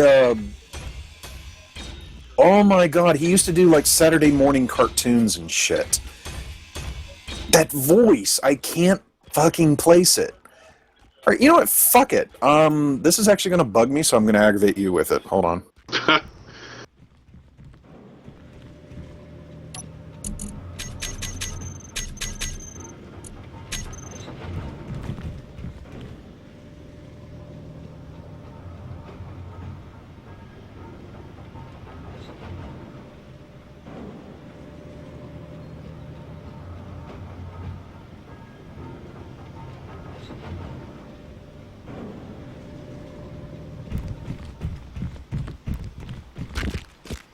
You know that game was made in 1998? Not surprised. Yeah. You know what the sad thing is? That's a little under... Freaking Tiny Troopers, was born in 1994, 95? And Tiny Troopers, 20 years old? I graduated in 95. You're just old. I hate you.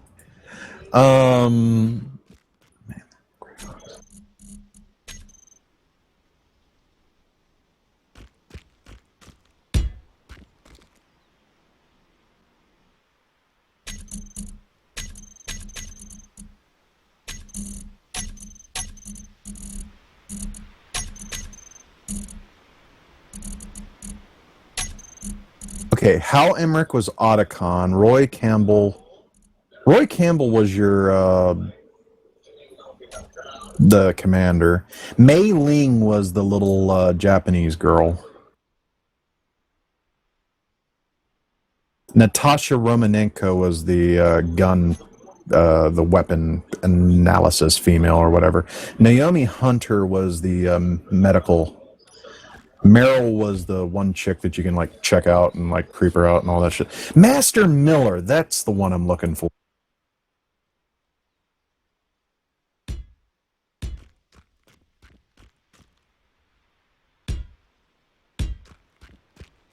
Or Kazuhara Miller? Is his Japanese name or something like that? I don't know.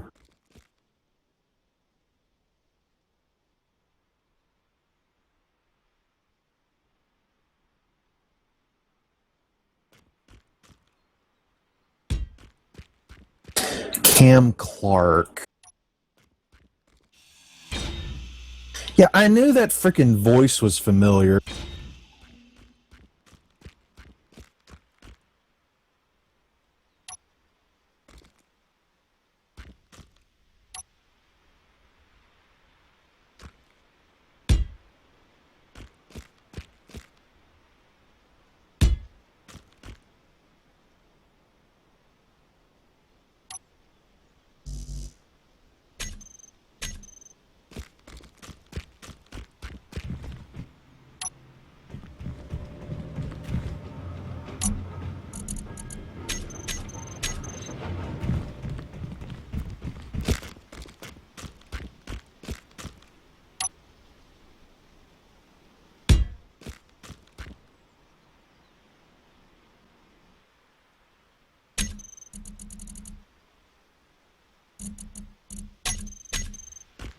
Listen to that voice.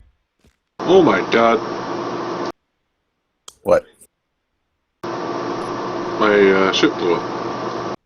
He's building. That's nice, Eldar. Listen to the voice.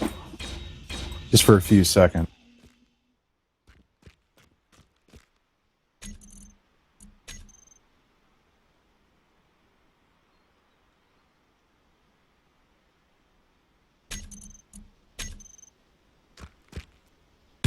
Let me know when you've heard it.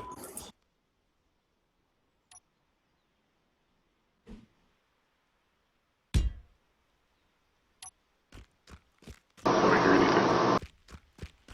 You're playing the video. Have you got the volume up?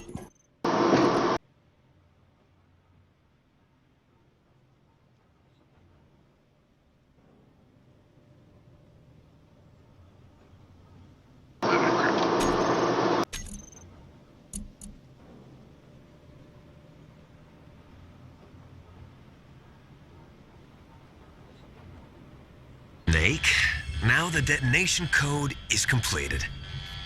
Nothing can stop Metal Gear now. Master, what's going on? Let me know when you've heard it. You found the key, and even activated the warhead for us, too. I really Oh must my god, that guy express is in my a lot of stuff. gratitude. Sorry to have involved Yeah. you in that silly And, alloy business. Let's What are see you here. talking about? We weren't able to learn the He dope was machines. in, for additional voices on Butch Cassidy.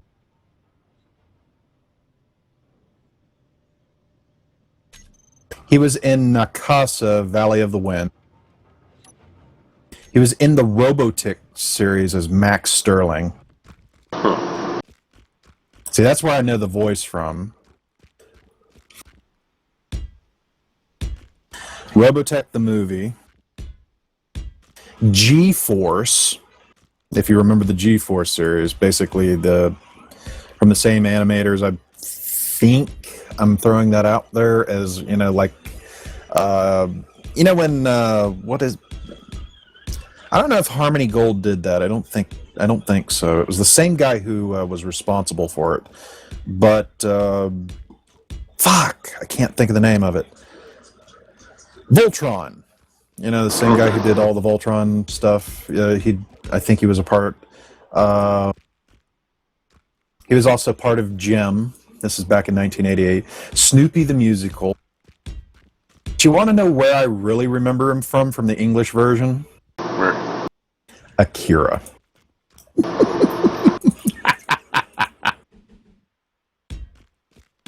This is America, Charlie Brown, the California Raisin TV show. Tailspin. Who was he in Tailspin? Stormy Weather was the episode as Daring Dan Dawson. Dawson. The Secret of Monkey Island Special Edition. This was back in 1990. The Teenage Mutant Ninja Coming Out of Their Shells tour. That was a horrible, horrible. Oh, the Real Ghostbusters. He was also in the... he was just a character in it. Space Cats? What the fuck is Space Cats? Space Cats. It's a TV series in 1991. He was in Darkwing Duck as Boy by the Fountain. Attack of the Killer Tomatoes TV series. There's a TV series. Aladdin?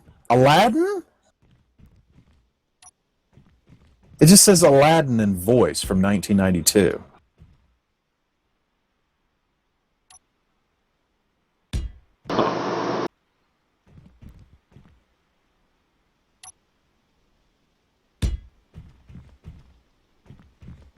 The Three Musketeers.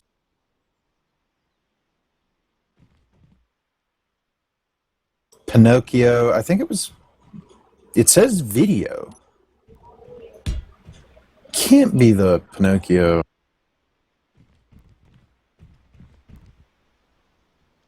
Yeah, some weird, like, Mr. Bogus. Eek the Cat, if you remember that. That is old.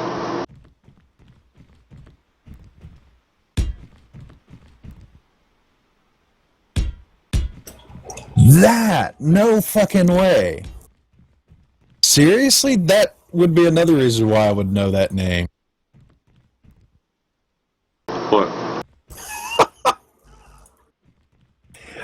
He's, oh god, Ooze from Captain Planet. One of the bad guys. I don't really remember enough of Captain Planet. Partially on purpose. Okay, he was Tiny Toon Adventures, Buster and the Beanstalk.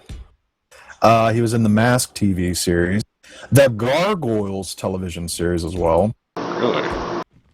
Tales from the Crypt.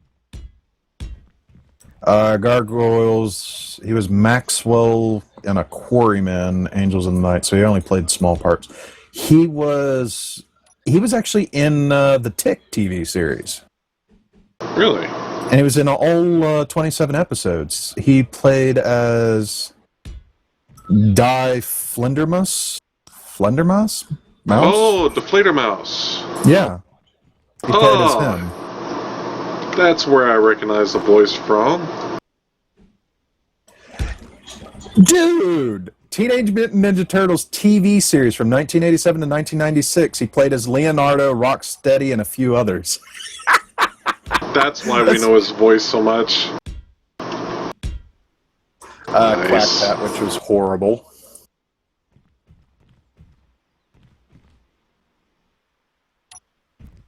He was also in the Superman TV series as Prototype and Livewire. Walker, Texas Ranger. Really? He played, I'm guessing, as a computer program or something because it's ART, A-R-T, with, like it's abbreviated or whatever. Spider-Man, he played as Mr. Fantastic in it, as Reed Richards, which is Mr. Fantastic. Xenogears. He also played in Xenogears. And, of course, Metal Gear Solid.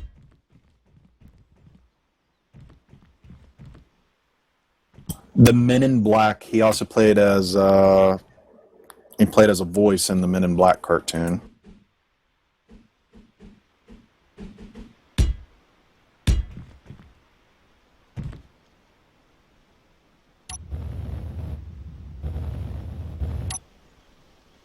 I can never pronounce Grandia 2, however you pronounce it. Grandia, which is a little video game. House of Mouse. He also played as Liquid Snake in Metal Gear Solid 2. Returned to Castle Wolfenstein as a soldier. EOE, Eve of Extinction.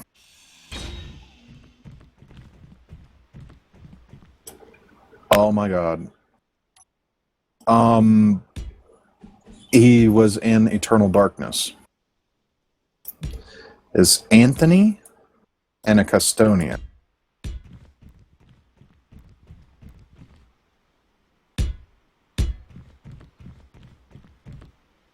That name sounds familiar on the Anthony, I think. Wait a minute, have you played Eternal Darkness? I don't think so. So you wouldn't.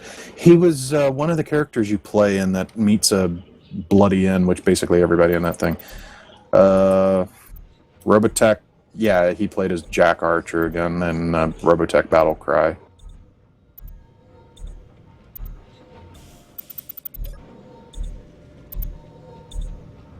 Star Wars, Knight of the Old Republic, Tales of Symphonia.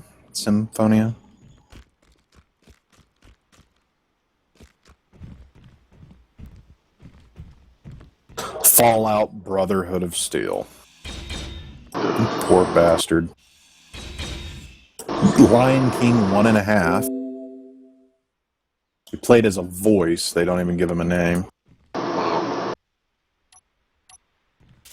Oh my god, he plays as Daniel in Painkiller. Doom 3, the IPN newscaster.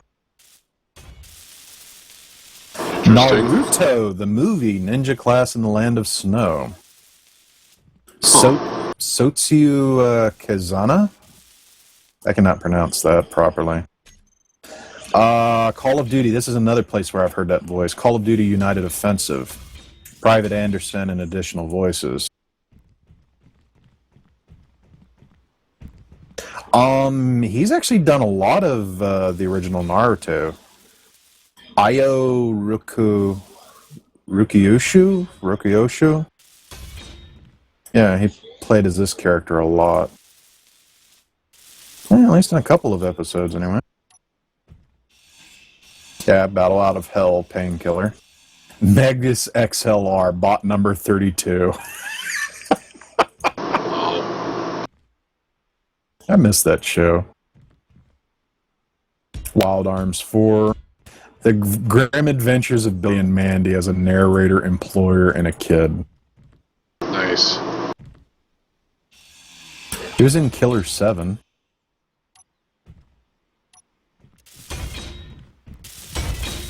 Avatar: The Last and the Airbender as Leo and additional voices. Basically one episode.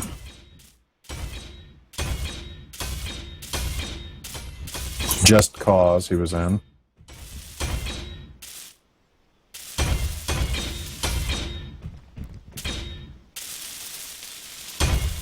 He was also a narrator for Flip That House. Really? In God of War 2, he was the voice of Hercules. Huh. Mass Effect, he was Private Fredericks. Citadel Security and Xenogen security voice.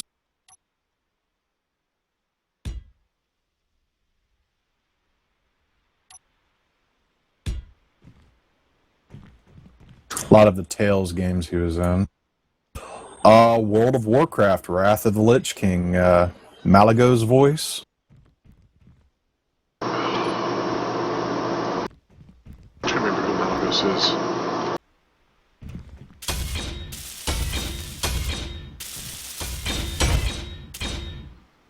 So many characters in that story arc, it's hard to remember them all.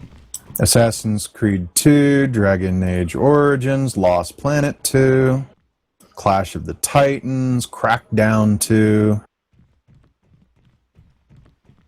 Oh my god. He's freaking Dr. Mobius from Fallout New Vegas. Huh. Okay, that's starting to hit a little closer to home here. Dr. Mobius from Old World Blues DLC. World of Warcraft Catalysm.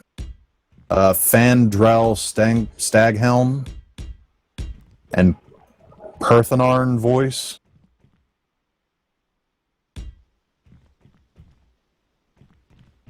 And in the X-Men TV series back in 2011, he's Professor X. Wow.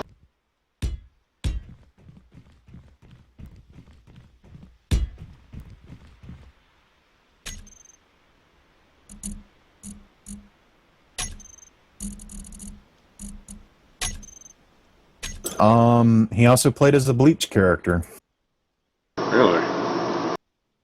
Yeah. I think there were filler arcs, but Kagorozo Iniba and Imanura, I can never pronounce his fucking name.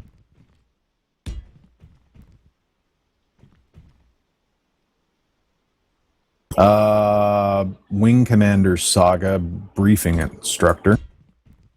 That was a 2012. Lego Batman 2. Guild Wars 2.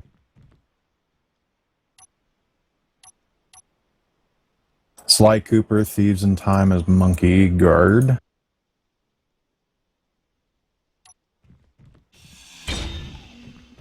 He was in the WildStar game, which that game didn't do very well.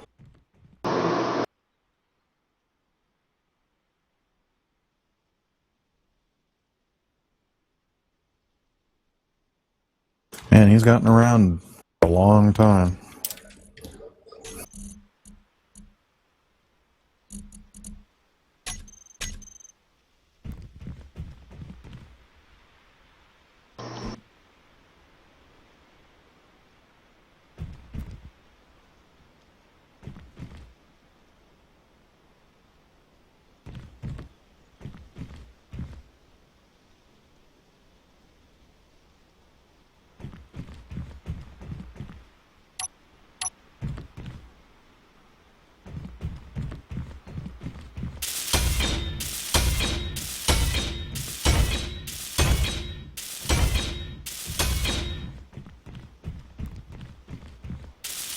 I think we're going to have to build a bigger vehicle to get a better ore detector, because this one's just not powerful enough. We don't need to build a large vehicle. Yeah. Wonder if I need to skip building this thing then. I don't know. I'm going to have to get off here. It's already 2 o'clock. Getting late. And I'm tired. And Sunday, probably going to go out and ride four-wheelers and shit. I guess I'll break this thing down and build a large vehicle. Because if we're going to need a large vehicle, there's no point in building a second small one. Yeah, but we need to find silver before we can build that. Well, before we build the large one? Mm-hmm. So we can make the reactor components. It requires silver and gravel. Yeah, I'm saying we'll need... There's no point in building a second small one, that's what I'm saying. Yeah. Because I'm not finding anything. By the way, it seems to be more stable to build these on a station platform. Yeah.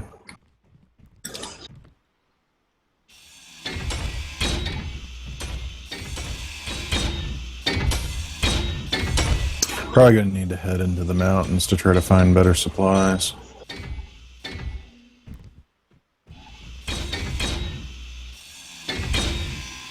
When you hop off, I'll go ahead and stop the stream, but I'll probably stick around and try to build something.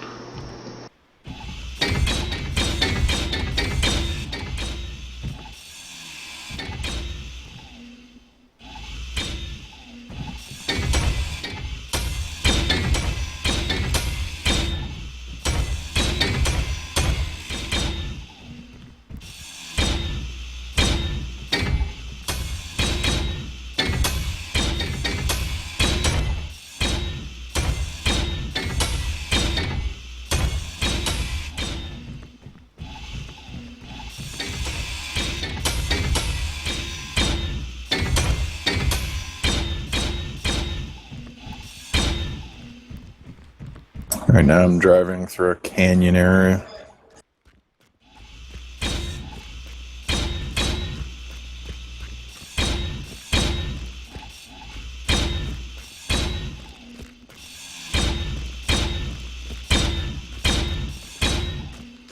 I need to stop fucking moving.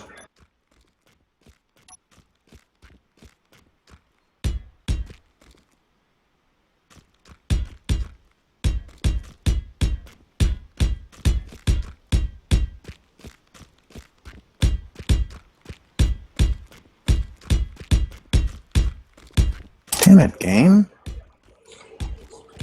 It's like this game has never heard of how brakes work. It'd be one thing if the wheels were just sliding across the ground, but they just start rolling.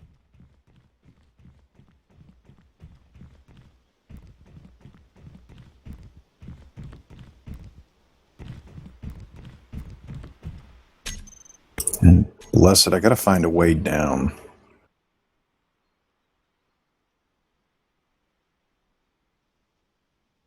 I'll try to get back before I log off. I don't want to log off out in the middle of nowhere.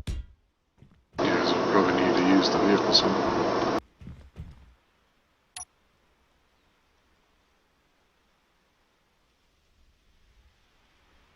This game is ridiculous with brakes. It becomes a real problem if you need to get out of the vehicle and it just starts sliding down the hill. Well, I know there's a way to toggle the brakes to, No, they just don't work, is what I'm telling you. oh yeah, the lack of traction. No, they just start spinning on their own. It's not anything to do with traction. You can put it to 100% and it'll just, the wheels will start rolling even though the parking brake is on. It's basically trying to park a car with burnt out brakes. It's basically what it is. Or a transmission that doesn't quite work. You know, like a vehicle that does not have parking gear anymore and you put it in park and it just starts rolling away. That's basically what this vehicle does. And it's obnoxious as hell.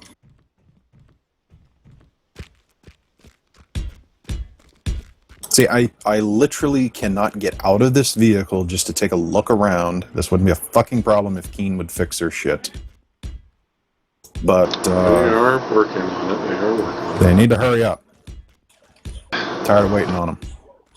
It's like a bad girlfriend. Tired of waiting. Honest. Don't you be snippy with me. Slap you. Fuck you. And the horse you rode in on, which is going to be kind of kinky. But we can make it work.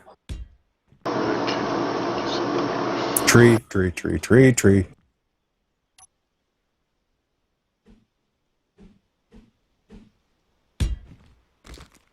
Hey, I see a planet. Oh yeah, on my single player, I was actually able to finally able to fly to one by doing short jumps to it. Nice. Which honestly, I would advise the short jumps when your reactors are not strong enough to do the jump in the first place. Holy schniggle! I just hit a tree that did not exist. Eldar, why did you have to have that fucking foliage? I didn't realize you had turned it off before. No, I just hit a tree that wasn't there. But once I hit it, it just went boonk and just... Okay, that.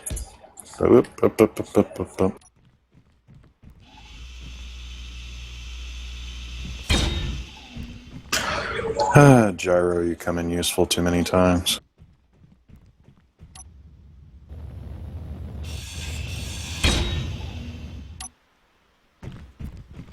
Yay, I found the lake. I'm back, bitches. Oh yeah, I haven't seen the new, wonder if they got a new one out yet. Dragon Ball Z abridged, by the way. Oh, they have another one? I need to check that out. Yeah, I haven't checked that out in about a month now.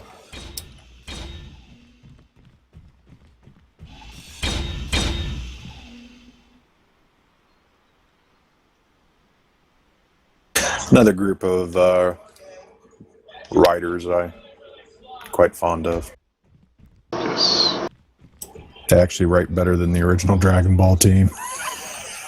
That they do. Oh, that's so sad, but true. They need their own little series. Yeah, something they can actually make a good profit off of. Or what they could make full profit off of, because, you know, that's a part of the Toei animation and all that shit. And support the official release. I'm on the ice. I'm on the ice. I'm hauling ass on the ice.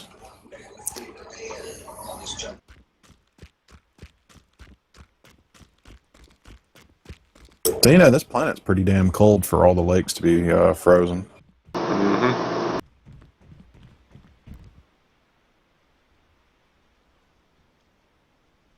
I need to get a shower, but I think I will do it in the morning. Like, I really do not have the energy to stand in a shower right now. You know those days where you just...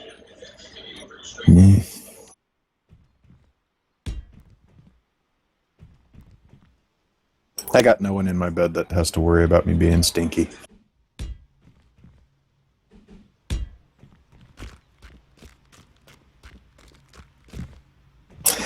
Anyways, I gotta wash my bed sheets and everything tomorrow anyway, so fuck it. They're getting that right crust on the surface. You know what I'm talking about, Aldar, that crunchiness on the top of your mattress. Yeah. Of like Cheetos and ramen noodle dust. And macaroni and cheese. I can't forget the macaroni and cheese. You know, just smeared on the side of the wall. Basically looks like a toddler lives here. Have you actually seen this thing up close now that it's finished for the most part? Huh. Oh, there you go. It's a little buggy. Truggy. Did pretty well. It hit a few trees on the way here. So, how you like this so far? It looks like a... Big buggy? It looks like a wagon. With wheels. Yeah, you see this little hole right here? This is where I first started making the small ship, and it just ripped itself into one. Whee! Yeah, I see. I'll go in the hole. But attaching the landing gear to a station seems to be perfectly stable.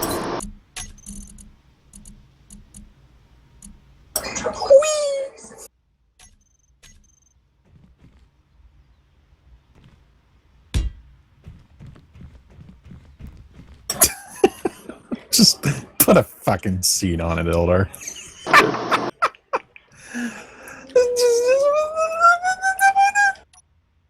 Pop.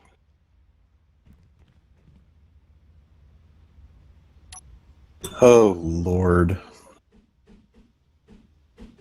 Unless you can put a mining rig on this thing. I'll just probably turn this into an ice cutter so it'll just pull up hydrogen material.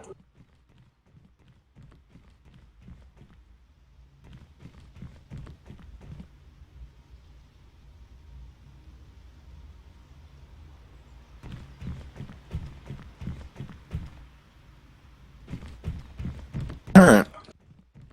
It shut off. Should be good. Johnny be good? Alright. What?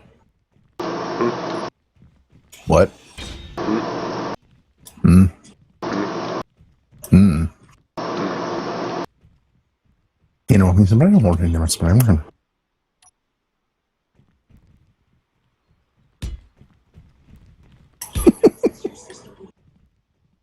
I win! By the way, Eldar. Whee! Yeah. It just falls straight through the center part there. Mine. Mine. Mine. Mine. What Mine. size storage container should we stick in this thing? Small. I wouldn't put a large one on it. Because it might be a little too heavy. Really, this thing only needs a storage box, ore detector, and reactor for the time being. You might try sticking a connector on the rears and see if we can actually line up or anything. These wheels are awesome. Look at me stand here on this wheel. I almost fell through. Whee!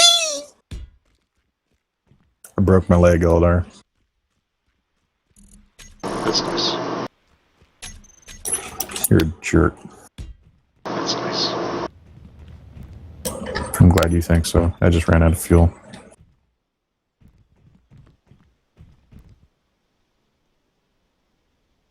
I got no fuel.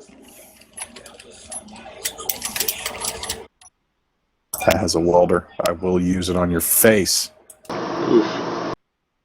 No. Don't push me. Did you put a gyroscope on this thing? I don't think you'll need it. With it being this large.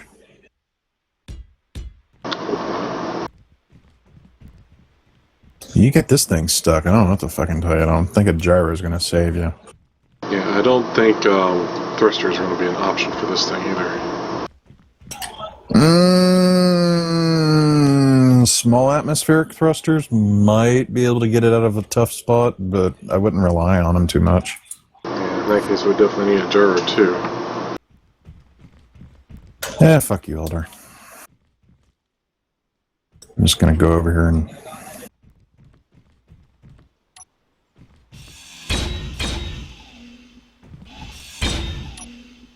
God, this is the shittiest base we have ever had.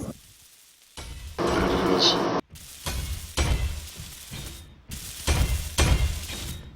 And for whatever reason, the batteries are discharging, and I don't know why. These batteries are weird. We have solar energy. We need iron so we can make a real base. Complain, complain, gripe, gripe, gripe. I'm tired.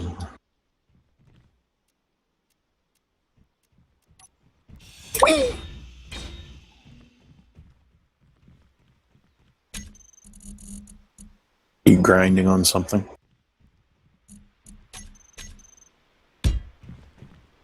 You left a block out there, Eldar. Why'd you leave a block out there? That's where the mine shaft is. Hmm. Use So this you don't marker. fall in.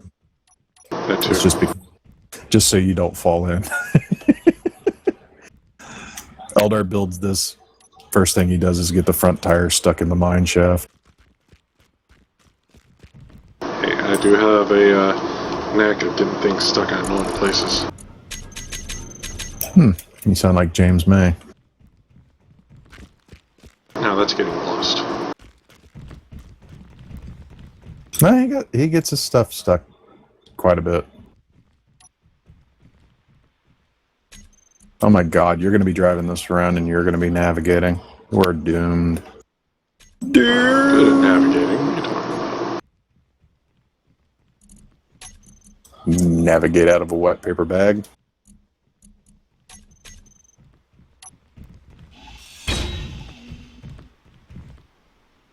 No answer? I'm going to weld your face.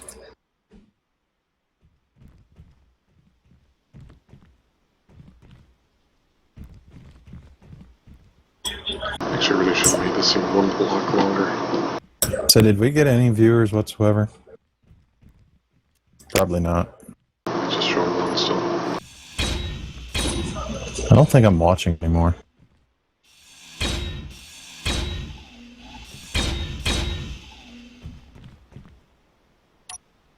I'm not watching your channel. Yeah, in some ways. They won't talk to us. Hateful, spiteful people we are.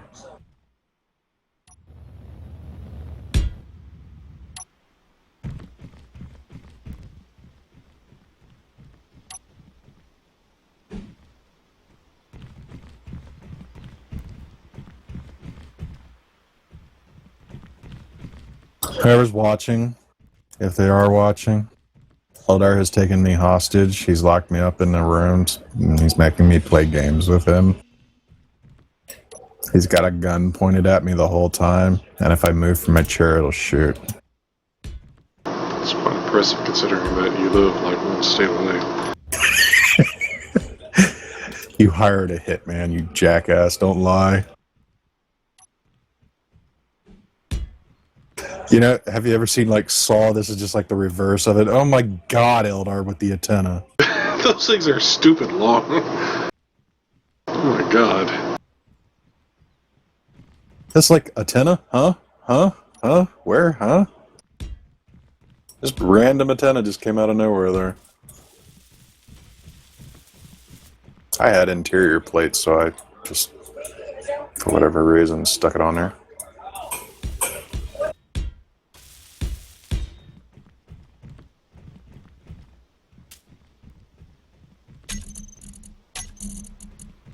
I don't want to be anything other.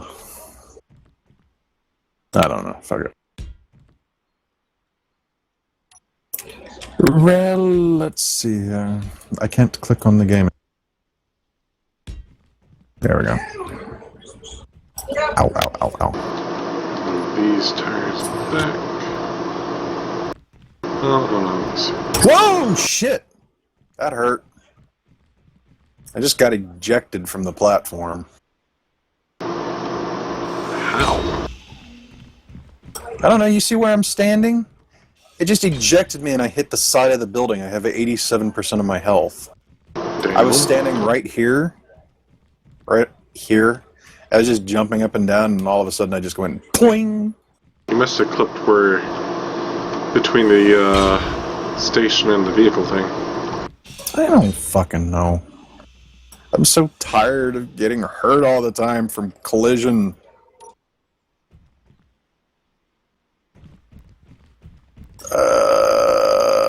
Huh. Well, at least now I know where I'm getting my hydrogen from. Eldar. Spin me round, round.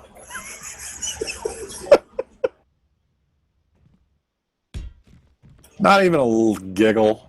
You jerk.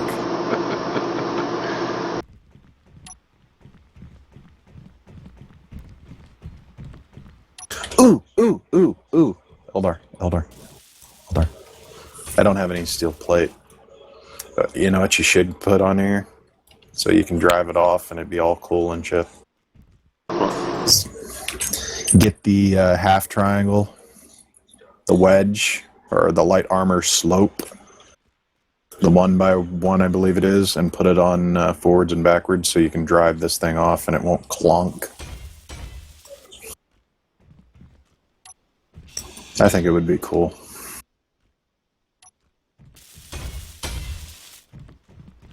No, you have fun. I need to go to nappy nap. And I have to disarm this freaking gun shit that you've set up. So everybody, if you hear a shotgun sound, I might not be back again.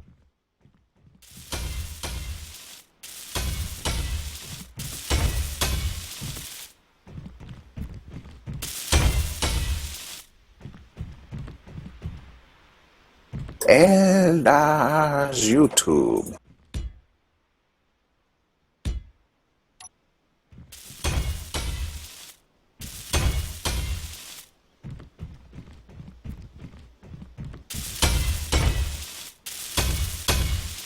Okay, try again on the YouTube channel thing there.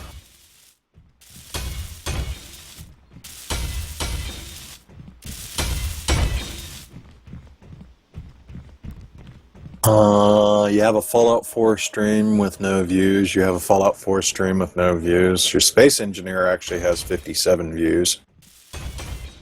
Your Fallout 4 first time YouTube stream has 1 view, and your Layer of Skyrim test has 11 views from 1 year ago. And it's a fucking hour long. Jesus.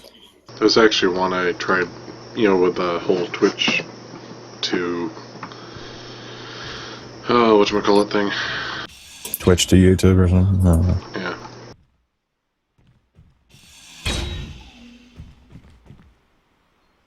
Yeah, it says someone's watching. They're being a creepy stalker person.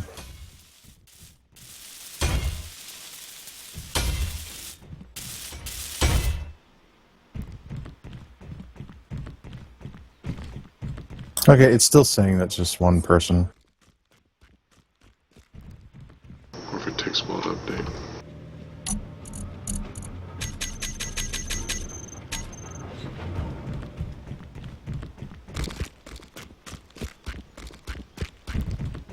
Oh well, start streaming porn. You'll get more views. Yeah, then I'll get banned from YouTube. No, just put sexy male gamers playing hot, sexy space engineers down at the bottom. Oh yeah, and the tags. That's what you got to do, Eldar. Sexy streaming YouTube males. You know, fat neckbeard people. We're sexy and we know it. And we'll just put on nipple tassels and just swing them around. We'll get all the other nerdy neckbeard guys, just hot and heavy. Yeah.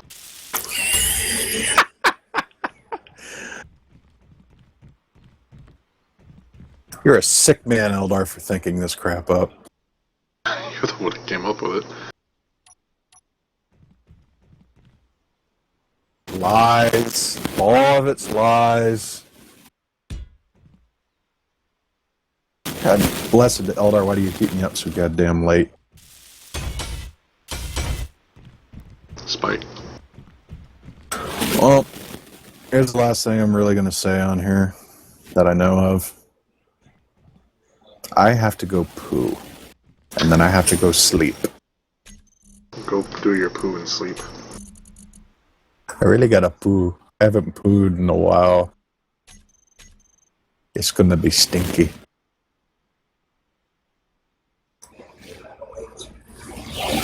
You ever get the poo pellets? Jeez. You know, the ones that you think you're gonna bleed.